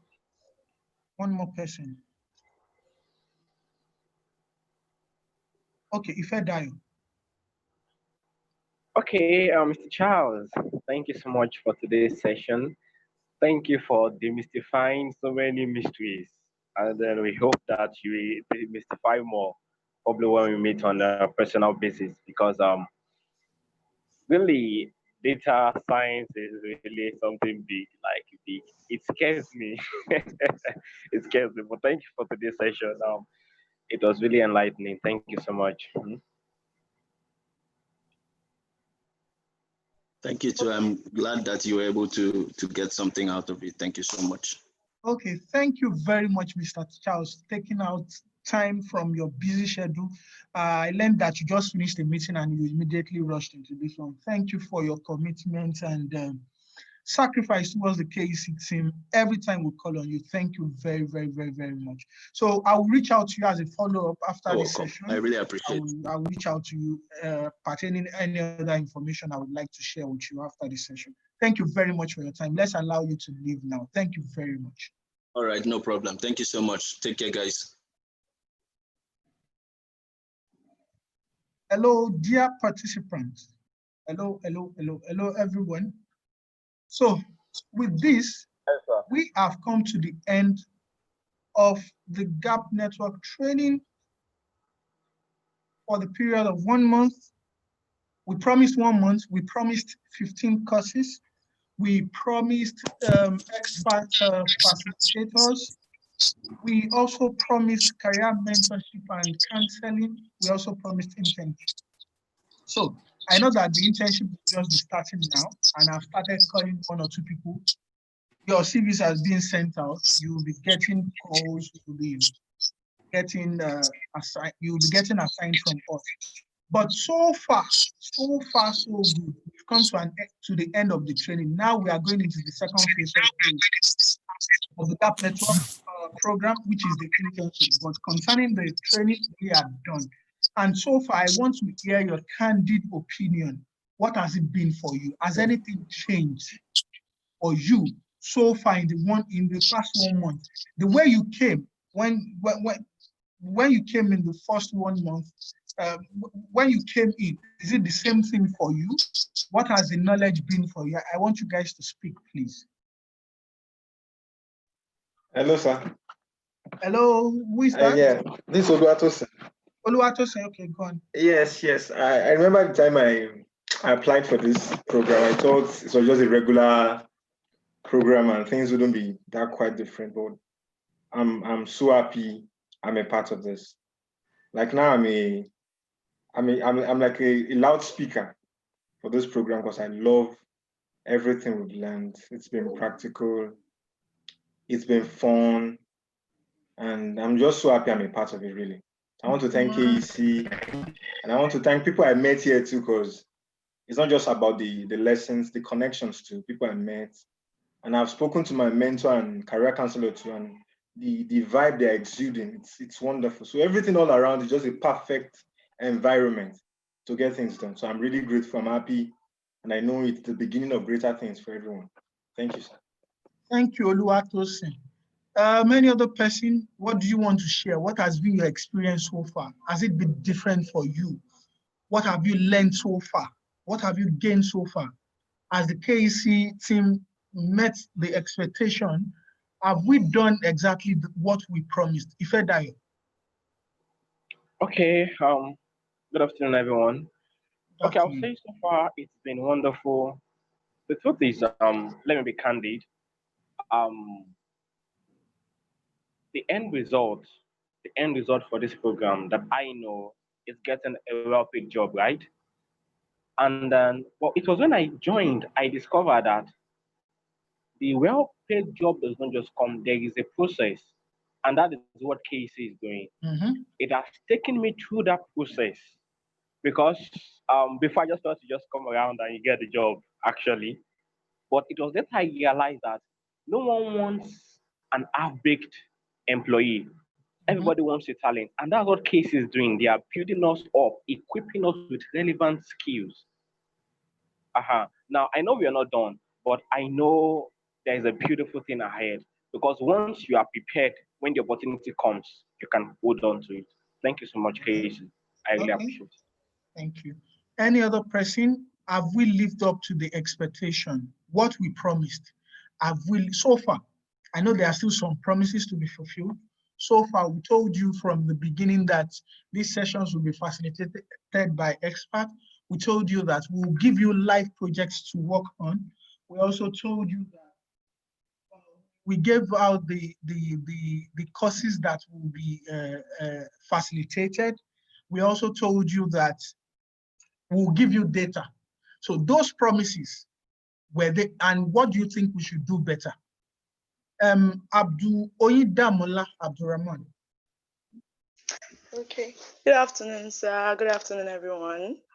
Okay, beyond everything, I'm overwhelmed and I'm so happy because it has really met my expectation at the point where I was like, okay, anything is fine. Regards to job, everything is fine. We can just get one thing and that's fine.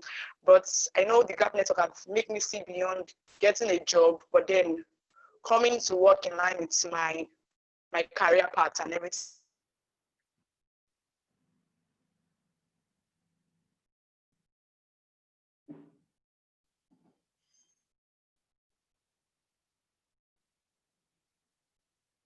Hello, are you there, Ida? I think we lost you. Ida, are you there? I think we lost that, sir. Okay. Yeah. Okay. So also, what do you think we should do better? You've seen the program, you've seen how it is, and the good thing for it is this is our first time actually having a virtual session of this program. It used to be in our office, whereby we train you every day, and it used to be 2 weeks, but now it's a 1-month program and things like that. So what do you think about the program? What have we done well? What do you think we could have improved on? What do you think we should undo better? I need your feedbacks, please.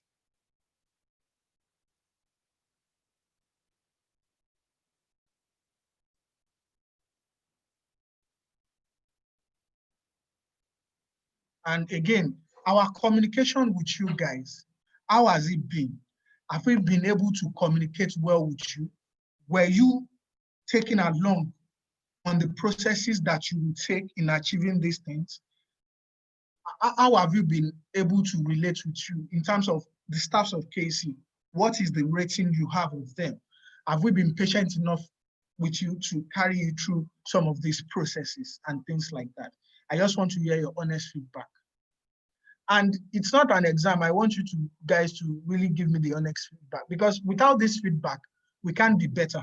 That's why we keep emphasizing on feedback. We want to be better. We want to be better than this. We want the next set to even be far better than this. So we want to know what we did wrong. I'm not saying hands now. I'm not saying and I really, this is the major feedback. All the good things are good feedback, but the bad feedback and the criticism too is needed. And that is one that is actually geared towards growth and improvement. So we really need your feedback. Okay. Obiageli, I think I saw that hands up. Okay, good afternoon, sir. Yeah, good afternoon.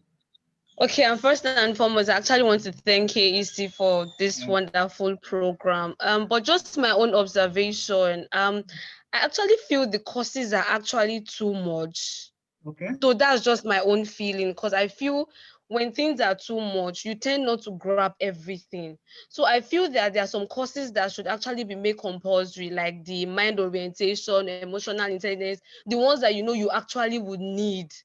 Then why other ones, if you actually have interest in them, like maybe this data, what's it called now, analysis we did, then the virtual interview, like me for one, now my own profession, I can't even use anything that has to do with virtual stuff because you just have to be there. So I feel anyone that, okay, your course, you know that, okay, I think I should be going towards this line, they should make that one, okay, if you have interest, go with this one. But if you don't have interest, to me, I just feel the courses were actually too much. Okay. Okay. Thank you, sir. Okay, thank you very much for that wonderful feedback. But I will quickly also attend to that. Maybe it might make sense and it might not make sense. But from the before the programs like this are done, there's something we call the program design. The program design, we try to analyze what should happen from the beginning to the end, the processes, what should be done at each time. When what should be done, when this should be done, everything was planned before the start of this program. So the idea behind the courses, initially, when we used to have the courses, we used to have more than these courses. Sorry, someone's speaker is on. We used to have, I think like the last one, we had 18 courses. We had 18 courses in 2 weeks. People were coming to our office 8 to 4 o'clock every day, Monday to Friday. And our office is at Agogi, very close to Aja. People were coming to our office. People from Ikorodu were coming to our office every day, 8 to 4, 18 courses, Monday to Friday. Okay. We now felt like, okay, it was a little bit tedious for them because number one, going back to those courses to read them, absorbing everything within, it's a whole lot. But we made the program a little bit intense like that so that it also prepares you for the work environment. Things won't be that easy. You understand? There will be work pressures and things like that. How do you deal with pressure? The program too also tries to bring out how you deal with pressure in its design. And also in trying to better manage that, for this session, we tried to make it 15 courses. Then we expanded the time. We expanded the time in such a way that it's 1 month now, and it's only 3 days in a week. Monday, you are very free to get yourself together and things like that. And also for us to set the tone for the week, plan ahead what we should be doing for the week. Then Thursday and Friday, we understand that we might give you assignments. Friday and the weekend, we understand that we might give you assignments, we might give you projects, you might want to. So we left those dates down so that you will be able to meet with your mentors and things like that. And again, you are refreshed. By the time you use Friday, Saturday, Sunday, Monday, Tuesday, you are refreshed for the next class. Do you understand? Unlike when we had it straight, then the next week they are coming again. So that was the idea behind that class. But it's a very good feedback, especially where you told us that some people might not make use of some of the courses. But I also think that data analysis is one of the skills that you really need in the 21st century. It might not be directly applicable to your field, but sometimes I see some people doing something totally else, and they are using data analysis on the side to actually make side income. So what we want to do is equip you with necessary skills, not just for the workplace, but also for you to be able to gain that extra income, gain that extra revenue. Don't limit yourself only to the workplace. I also know people that what they do is just freelancing. They are not going to any work. They stay at home from morning to night, just on their system, working on different websites and things like that, doing some remote works, and that's how they earn. And skills like the data that we just did are some of the skills that can earn you, that can give you that power. So instead of waiting for jobs, if you actually have these skills, you can be making the most of it and be earning income instead of just waiting to get this job. And the good thing about the future of work is the future of work embraces technology, which also means that you will see, as from now, working from home will be something more rampant in many other fields, except for some fields that need so much human interaction. So these are the ideas, but it's a very good feedback, and we'll take it into consideration when designing the next batch of the GAP network. Thank you very much for that feedback. Thank you. But that's just the idea behind what we have now. Yeah, thank you, sir. Yeah, you're welcome. So I think I saw one. Who else? Who else? I need feedback. Ifedayo, you want to say something? Yes, sir. Yes, sir. I want to talk about just one thing. Okay. I discovered something in the course of our learning, our sessions. There are some times we had a very bad connection. There was a day we lost an expert, one of our trainers. Yeah. We lost him on that day. It was so bad. We tried all we could, but you have to take the session. There was one. There are so many cases where you have to even continue. Yeah. So now I don't know if there is any way you can test. These people can test their connections before. I know they are very busy, but if there's anything, probably if you also can provide case, you can provide alternative means or solutions. Maybe, for instance, get them another network provider in case of maybe rainy days and the rest. Because if we continue losing these connections and we have poor connections, we continue losing these professionals on the day of their training, the training will not be effective. And when you continue having break in transmission, you get tired easily because you can't just pick things straight from them. So I feel we can work on that. We provide alternative means for them or something better. Thank you, sir. Yeah, Ifedayo, thank you very much for that wonderful comment. So the thing is majorly, we understood that we will have internet issues when starting this program. We also understood. The thing about providing even internet to the facilitator is that internet service in Nigeria is so, I don't know what to call it, so crappy. You might have a good internet with your MTN today and tomorrow. For example, Mr. Charles that came in late, that we couldn't hear him very well, just finished having a meeting and the internet was good. And when he got here, the internet was bad. If we had even provided internet for him, it wouldn't have made any difference. You understand? We at KC here, what we do here is that we have two internet support, one from the office, one external one. Then I have my phone as a backup. So when I'm on with you guys, I'm switching from like 2 or 3 networks. So if one doesn't have, because I understand that I must be at the session throughout. So I'm switching from 1, 2, 3 networks at a time. That is how bad the internet network is. And the good thing about these sessions that we have is that compared to some other ones that, because we have organizations that shares their learning with us, I think this is a huge success. The only time that we had the extreme case of internet was on the critical problem solving stage.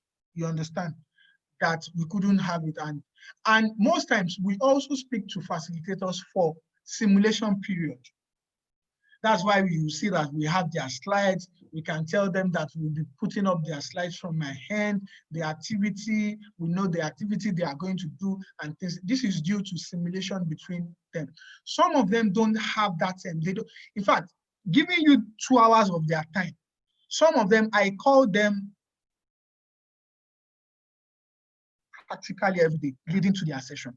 Some don't pick calls, they'll just chat me up that way. I saw your message, I'll call you back and things like that. Or send me a mail that way, I saw you, I will call you back and things like that, leading to that session. So sometimes don't have the luxury of time, you understand, to actually do the simulation. And we can't force it on them because these are professionals in their different field. If we are to pay their hourly rate, we can't afford it. You understand? And it's someone that you are paying it out, that's when you can dictate and things like that. So there is a little to how you can dictate this. So that's that on that. But we'll try, I'm not telling you that there's always more to be done, right? There's always a way to improve. So we'll explore our options and look at what can be done to better these situations, but to better these situations to have something close to perfect, if not perfect. So any other person, any other feedback? What do you think of the training so far? What do you think of the KEC team? What do you think of the program? Do you have any questions going forward? The courses that were given to you, do you think you can apply them? Do you think it even makes sense at all? Do you think these things are applicable? Do you think it's something that is useful? Please, you guys, I need your feedback on this. I really, really need it. I need it. Okay, let me be calling people there. Is Grace James here? Oluwaro Timidada, are you there?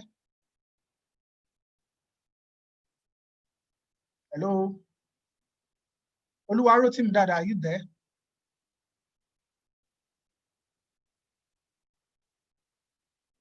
Okay, Samuel Ogushola, are you there?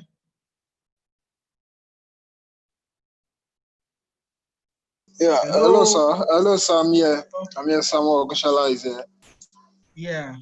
Yeah, so, thank you very much. Okay, I'm with you, sir. No, continue. Yeah, thank you very much, sir. In the past 4 weeks, I've actually learned a lot from this section, attending every day, like even after the sections, all the slides and all the questions. It has been like one of the most interactive sections I've ever seen. Most of the programs I attend is always about the speaker talking and we just listening, just like pastor section in church. But this is different. It's more of asking questions and knowing how we think about stuff. So it's a great one. And I believe most of the skills here will be well applied by me. in my career journey. For instance, the one we did on communication skills, I was able to get, the way I can actually relate with people. And also on the mindset orientation training, I was able to see like how I can, channel my mind and my energy towards achieving the right result. So I believe everything is going to be like useful in my career journey, and I still have a lot of I still have a long journey to tread.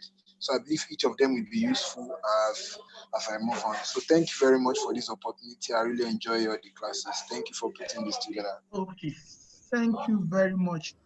Timothy Williams, what do you think about the training so far? Good afternoon, sir. Yeah, good afternoon. It has really been great. As in before the start of the program, I was contemplating of actually joining, but after that first class I did, that was job hunting strategy. It won me over. It won me over, and it has really been great since then. We really appreciate you. Yeah, thank you. I can remember when you were joining, you were a little bit. I think you had issues with your guarantors. Guarantor, yes. And you were thinking of dropping out and things like that. Like, these people are even too much self, right? All right. Yes, so sir. Princess Yes, sir. Ogechi, what do you think about the session so far? How has it been for you? Do you think it has been helpful? Princess Ogechi. Hello, Princess, are you there? Yes, good afternoon, sir. Yeah, good afternoon, ma. Yes, sir, for me, it has been very educating, engaging, and also insightful. For me, I think the course on personal leadership was really very educating for me. It was like a wake-up call for me. When she said we need to really evaluate ourselves. You can't lead others without leading yourself. So for me, that course was really a wake-up call for me in terms of thinking about a career path and what to do to achieve it.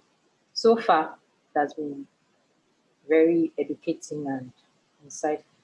Okay. So what are your feedback for Casey? What should we have done better? What do you think we've done in terms of relating with you guys, giving out information and things like that? How has the Casey team fared so far? This is not a criticism. I see it as a means for us to improve. So give me your. I think so far, Casey. Okay. I think so far, Casey has really done so well, and I'm grateful for this opportunity. But I think the only feedback I have is the issue on the internet, on that network issue, facilitators logging in and out, having issues with their data. If they could actually test run their, before any class, it would actually help so that we could have a smooth class and also timely without encroaching other classes. Okay. Because we might have some other things 2 hours. All right. Okay. Sure. Yes, sir. Thank you, sir. Thank you. So Ahmed Musin. Yeah. I don't want to call, I keep wanting to call that name Mushi. Ahmed Musin. Yeah. Maybe I would have a session with you to get the pronunciation clearly, sir. Probably. Yeah, thank you very much, Mr. Jibade. I would want to commend the entire team. It's really a wonderful one. For anyone that has been involved in planning of programs before, they would realize how uneasy it could be at some point. But then, so for you to have come up with something like this, I would say that you have really done well, and thank you very much for everything. So I just want to pick a point or two. So, and the first is about last week. I think you mentioned that you were going to give us feedbacks as regards the CVs and the cover letters. So I'm not sure. I've not gotten a feedback yet, so I don't know if you have started doing that.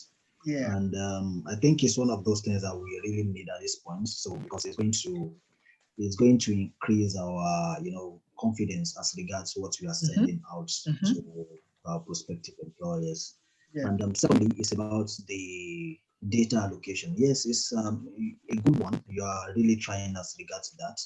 So, but I would want to say that probably if there is a change in the time for allocating those data, because personally I feel that the time that the data are being allocated, sometimes it may not really meet the necessity, it may not really match with the need or the time we really have to make do with the data.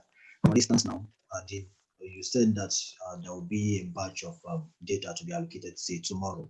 So some of us have actually struggled, still having to come to class, if it is to borrow from someone to subscribe, things like that before this time. So had we add the data earlier, maybe it would have been even much more beneficial. I'm not saying that we don't need it. Yeah, sure, we still need it. It's quite fine. You're doing it right.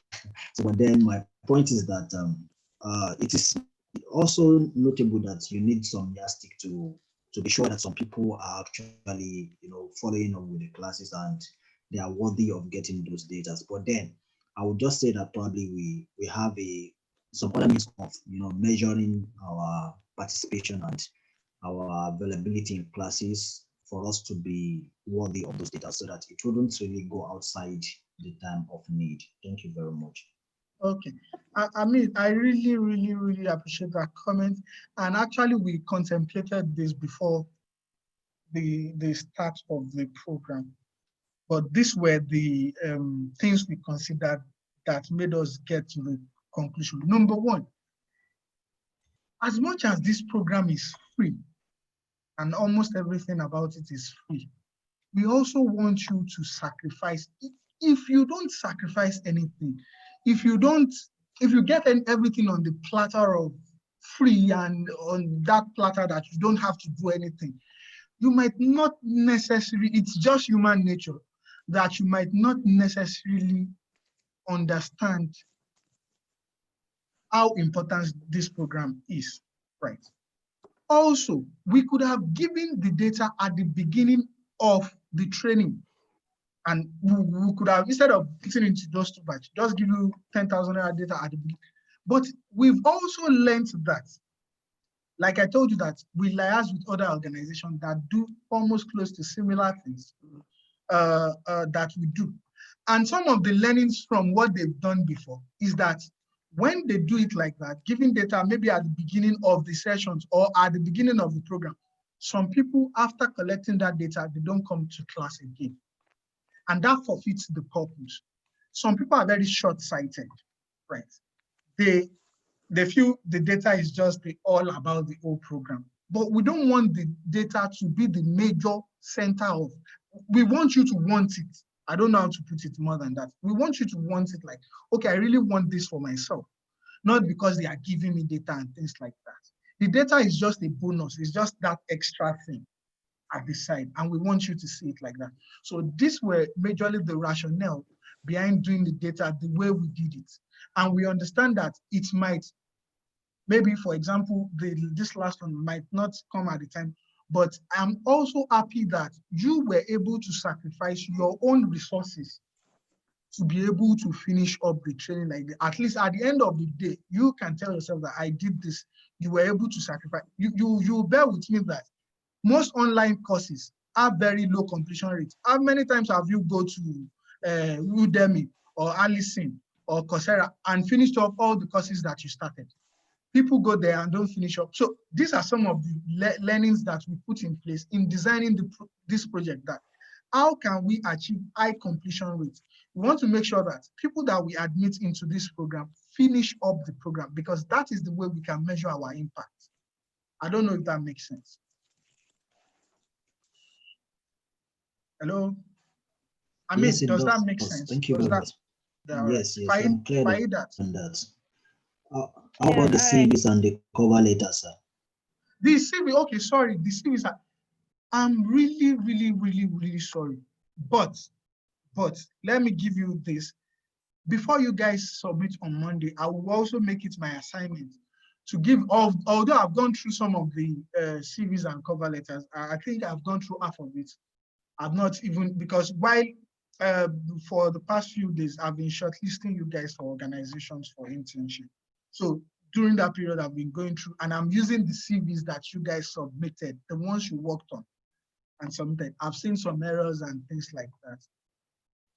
So I will use this weekend to complete that, and I will give people individual, what's it called, feedback on what they need to do, what they need to change on those CVs.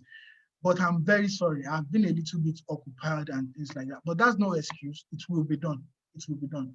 Please, I'm sorry about that. That. Hello. Hello. Okay. Can you hear me, Dapo? I can hear you perfectly, Mr. Gogo. Okay, okay. In addition to that CV, we are talking about helping to the CV that they submitted to review it, right? Yes. Okay, okay. Okay. So just like Dapo said, this is the first time we are even doing this number of participants. Normally we do 14. The highest we have done is 15. So it can be a little bit overwhelming, but we are doing that. However, the primary person that is to review your CV is your career counselors. Majority of them are HRO people. All of them are professionals. So if you read your career counseling session and mentoring session information kit, that information is clearly spelled there. So your career counselor, the major work that they should do to review your CV and your job hunting plan. We are just here to support as much as we can. So imagine us reviewing over 40-something CV. You know, to review one CV, that's why people have to pay money to review CV. For somebody to review and work on your CV, it takes some charge as much as 5,000 to 10,000, depending on who you are talking to. So it's a lot of work. But that does not mean we won't do the best we can. But that problem has been solved by your career counselor. So you have a career counselor, and I'm hoping a lot of them have even been contacting me. How far now? You people told us that your members will call us and contact us. We have not had anything. Some of them are even eager. They are even waiting. In fact, some I had to even give them your numbers and all that because they are waiting and eager to see how they can help you guys. So I'm even surprised that most of you have not been able to contact your career counselors and mentors by now, at least just to have a rapport and to maybe arrange for whenever you people are going to have that session. But please, your CV. So if, for example, worst case scenario, you have your career counselor to check your CV. And before you go to your career counseling session, please send your CV, all the material that will be reviewed, let them have it in advance. Your CV and your job hunting plan in advance, so that they can help you review that. Thank you. Thank you. Thank you very much, Mr. Gogo. That you want to give us a feedback of the training so far, what you've learned, what we should be doing better. Oh, okay. Yes. Thank you so much, Casey, for this program. I've learned a whole lot, and particularly I've networked with awesome individuals. I mean, from my teammates in Team Yellow, I've learned hard and soft skills from them. Thank you. I just want to say, I don't know how you could do with the feedback form, but I feel it is supposed to be anonymous if you want to get honest reviews, like from us. Okay. The fact that I have to put my name in there is almost telling me I have to write good words, sort of. So I don't know how, but I know it's probably to track the people participating in the program. I really don't know how, but I feel if it were anonymous, it would be nicer, and you would really get reviews, whether good or bad. So thank you, Okay. KEC. Thank you again. Thank you, Faida, for that wonderful observation. The normal human behavior is that if you know that you are being watched, you tend to modify your behavior to suit the narrative. And mostly after the feedback, you will see that I keep asking you guys when we are here that give me your feedback. Although that might also be intimidating, like I have to say what Mr. Dapo likes you so that he won't be annoyed and things like that. But we on feedbacks. We want to know what we are, because the truth is you can't grow without the honest feedbacks. So we'll look at how we can work on our feedbacks and see how to generate genuine feedbacks, because that is how we can improve. Genuine feedbacks. That is how we can. So thank you very much for that observation. Thank you very much for that observation. Anyone else? Anything you want to say? Any questions you want to ask regarding what next? Regarding anything? Do you have any questions? Sorry, sir. When are we going to like know our? Okay. Hello. When are we going to know our internship places? And what if we're like posted somewhere that is like really far from us and the transport fare is too much? Okay, like, about your okay, are you done?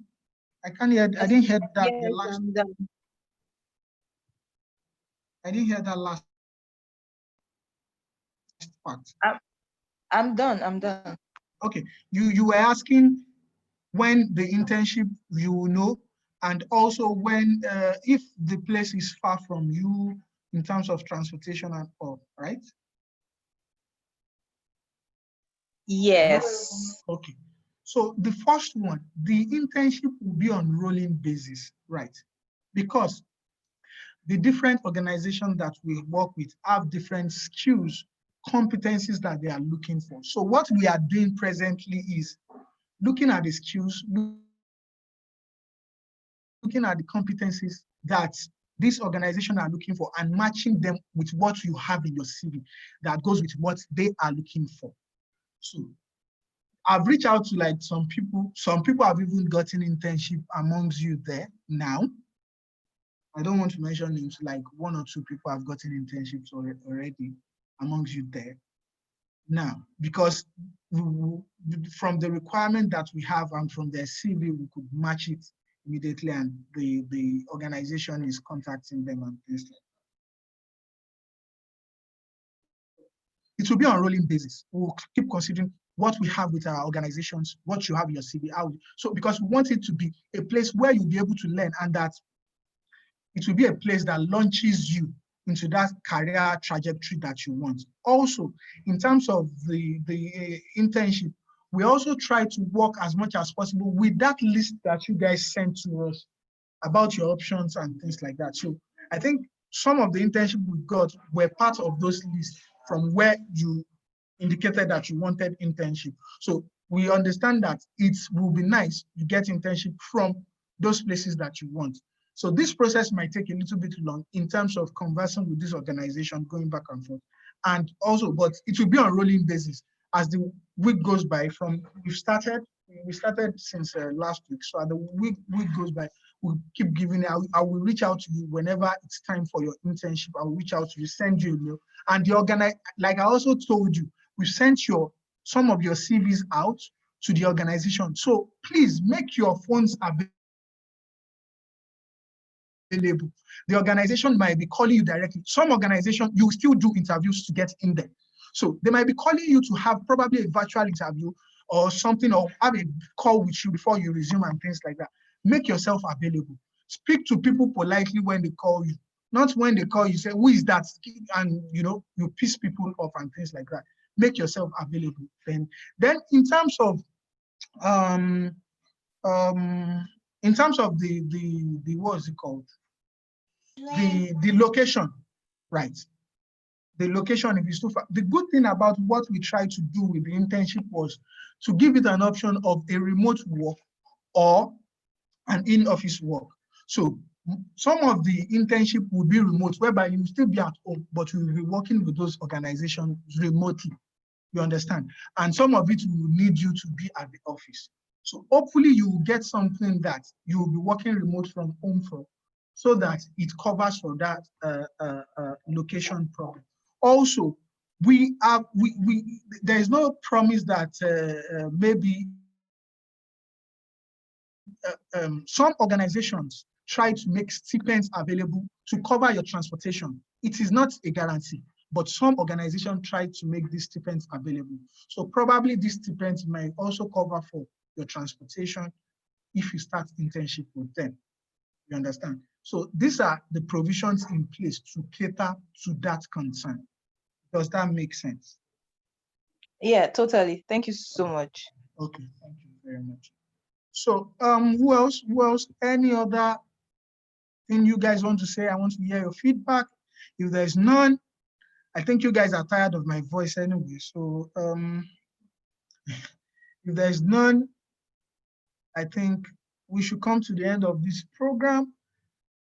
It's been amazing knowing you guys. It's been amazing knowing you, Amanda, although I knew Amanda before the program. It's been amazing knowing Amanda, knowing Chiamaka, knowing Abib Isa, knowing Gabriel. Yeah, Gabriel is that composed, eloquent person that always speaks in class. Abib Isa, Abila Aruno, one of our very fine person from the north.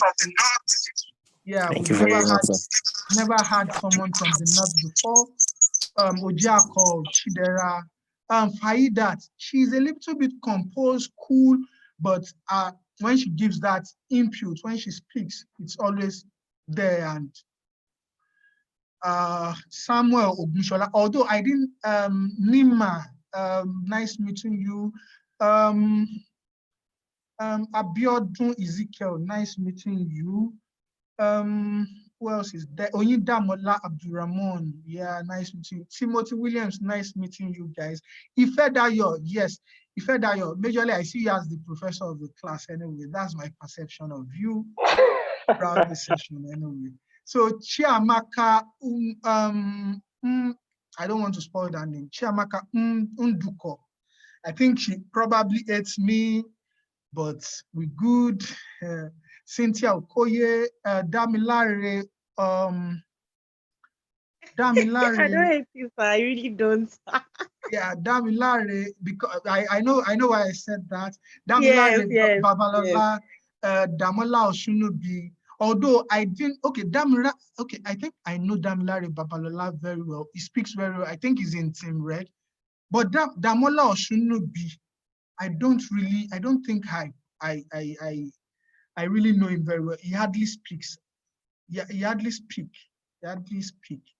But we good. Damilare too is a very eloquent person. I think he's one of the good person that pushed that Team Red to work very well. Then Oluwarotimi Dada, yeah. I think I have a face to that. Grace James, I don't think she's here, but some of them I've had chats with. Oluwase Solomon, I don't think I know that face that much. He doesn't really speak that much. I'm not sure. Then Okpayemi Sulaiman, I don't really know if I put a face to that. But Oluwatosin Oshinaya, yeah. Those are some of the vocal ones, and those ones that will come and chat me if anything is going on. Sir, this thing, you've not this one, and things like that. Thank you very much for all those times. Thank you. Okay.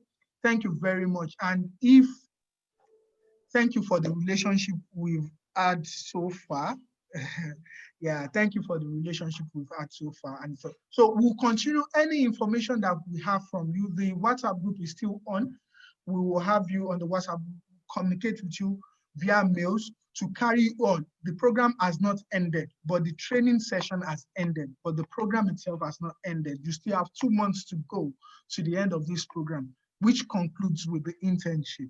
So what we've concluded now is the training. Kindly fill your feedback forms. Kindly fill your feedback forms at the end of this session. Do what are necessary. If you've missed the feedback form, go to the YouTube and watch. Subscribe to our YouTube. Make comments on our social media page. Let people hear about the program and what you've enjoyed. You understand? We need to tell our story better. We need to let people know the impact we are making out there. So you are our testimonies. So make it count for us. Go to our social media handles and follow. So thank you very much, everybody. Thank you very much. Okay, Mr. Agogo. Okay, yes. Sorry, guys. I know you have spent a lot of time here, but just give me like 2 minutes to really appreciate every one of you. You know, when we started this program, it was about 50 people that started this program. But we are now down to 43. Am I correct, Ajibade? From the last count, we have 43 people. And I really want to commend a lot of you. In fact, we never knew that you guys would be this consistent throughout the program. We thought that if we had at least maybe 30 people at the end of the day, we appreciate it. But we had 43 people who have been very consistent. So I want to really appreciate you guys. And we really appreciate you for your feedback. This is the first time we are doing this. You know, the COVID-19 has forced everybody to innovate. So we are still iterating in the process. I must say that this whole program is not perfect. And you guys have seen some of the loopholes and you have freely shared your feedback with us. But one thing we'll always do is we always improve on what we do. So we are hoping that, not just hoping, we know that the subsequent edition will be far, far better than what this is. Because everybody is just learning. As soon as this COVID-19 came in, everybody is just learning on the go. And we know that we are going to catch up and perfect even the technology issues that we had. We are going to ensure that subsequent one, we're going to perfect this. So your feedback is those feedback that is always disturbing you guys to feel. It's extremely important. Every feedback you feel, we do a thorough analysis. You just did data analytics. Now we have a practical data analytics on those feedbacks, practical one. So we are going to crunch those numbers in order to redesign the program for subsequent edition to make it even far, far more better. So thank you so much for your time. Now, I will round up with this. While it is true that we are trying to get you people placed, you must know that you must hold your destiny into your hands. So you must assume that nobody is helping you, worst case scenario. So that no matter what happens, because at the end of the day, it's about your future, it's about your destiny. Nobody can be blamed or say, oh, this person did not help me, hey, this is that. No, it's you, it's your destiny, it's your future. So while we are trying our best at our own end to support you guys, we want you to take up particularly those courses that has to do with job hunting strategy, for example. That information there's a lot of information there. One of you guys, I won't mention the person's name because the person has not given me permission to do that, but it's a she. The person have applied some of the concept and the person is getting interviews, applying the same thing that we taught and all that.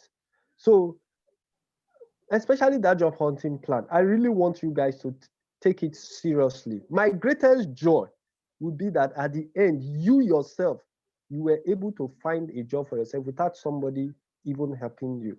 That would be my greatest joy. But if job comes through us, beautiful. Job may even come through your colleagues that are with you. The colleagues, your team members, opportunity may come from them. It can come through the facilitator, it can come through the career counselor, it can come through mentor and all that. So you need to explore multiple. So don't just wait. Oh, job is coming. Oh, internship is coming. Oh, this is coming. In your own part, what can I do to be able to get this job myself? They have taught me how job hunting strategy. Let me go back to the slide. those things that I learn, every week I'm sending. So I've told you guys to send just to 10 organizations. Most of you have just relaxed. Oh, they told us 10, then we have done our 10. It's not about assignments. This is something you ought to do every week. So you don't expect to do the normal things the general job seekers are doing out there and expect a different result. If you are doing what the crowd are doing, you expect what the crowd are getting, which is nothing. So the question is, since you have attended this program, what are you doing differently from when you started this program? If you are not doing anything differently, it means that nothing has been learned. You are just acquiring knowledge, but you have not been able to transfer that knowledge into practical ideas. So I want to challenge each and every one of you. You don't need to read all the slides. Read the ones that you can practically use to get results sharp. So I know that job hunting strategy is there, CV writing is there, interview is there. Those ones that you can use immediately and start getting on your, so that after I've got internship for myself, I'm getting job for myself. Wow. But on our own side, we are going to do so. It's a partnership thing. Both of us are working to help you, because at the end, if you succeed, we succeed, because your success is our own success, because that is what we report to our sponsors, that we're able to train 40 something, and these are the numbers of people. So don't wait. My parting word is, do not wait. I love what a Fedakpo said. He said when he started the program, he thought that this is just, okay, let's do this and get a job. But he understood that there's a process to getting a job and all that. So I want to encourage you, beyond those 10 people that you have submitted your this in, send another 10. Or evaluate yourself. I've sent 10, no result. What is it that I've done wrong? Have I checked them on LinkedIn? Have I sent them private? You need to ask yourself. Then ask your colleagues around you. And if you have done and you get response, share what you have done. Knowledge doesn't have to come only from us. There are some of you who are smart and who even know this LinkedIn better than I do. There are some people that I know that LinkedIn, they are baba and all that. So you could share with each other, and let's work together as a family, so that at the end, before this year ends, I want everybody to have job before this year ends. And it's going to happen. Before this year ends, every one of you are going to get prayer, and we are going to work together to be able to achieve that. So well done, guys. So take advantage of your career counselors and mentors, and the sky will be your limit. We are working hard and we are praying for each and every one of you, and we trust that you are going to be a very good ambassador. Look, once you do well, you are opening doors for more people. Because if you do well, see, it's not about you.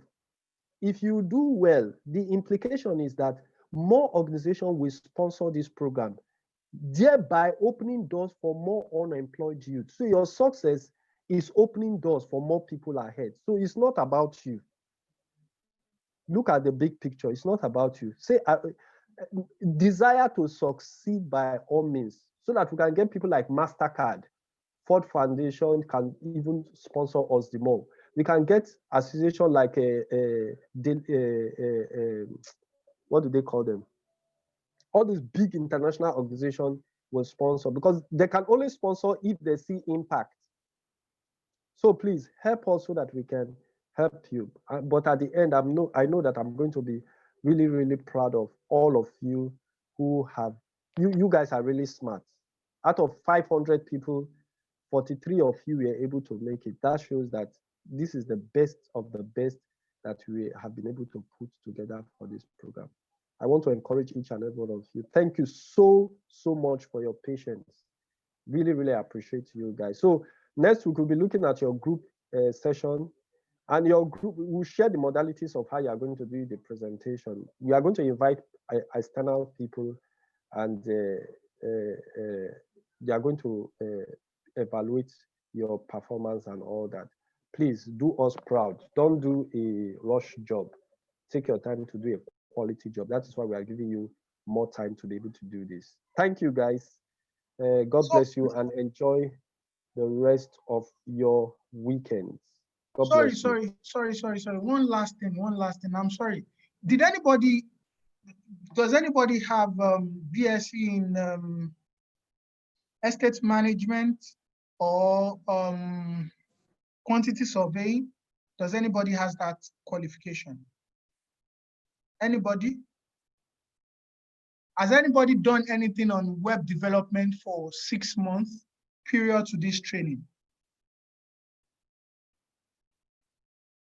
Any experience on web development? Hello?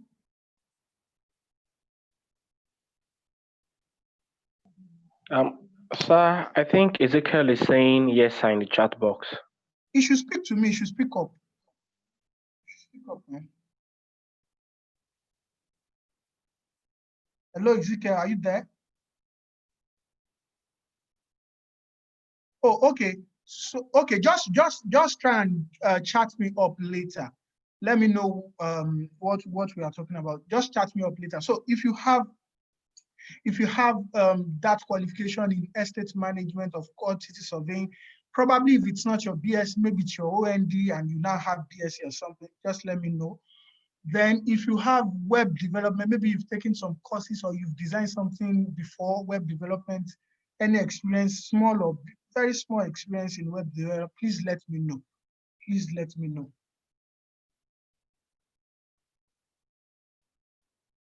Okay, thank you. I'll be expecting you guys to chat me up on this. Thank you very much.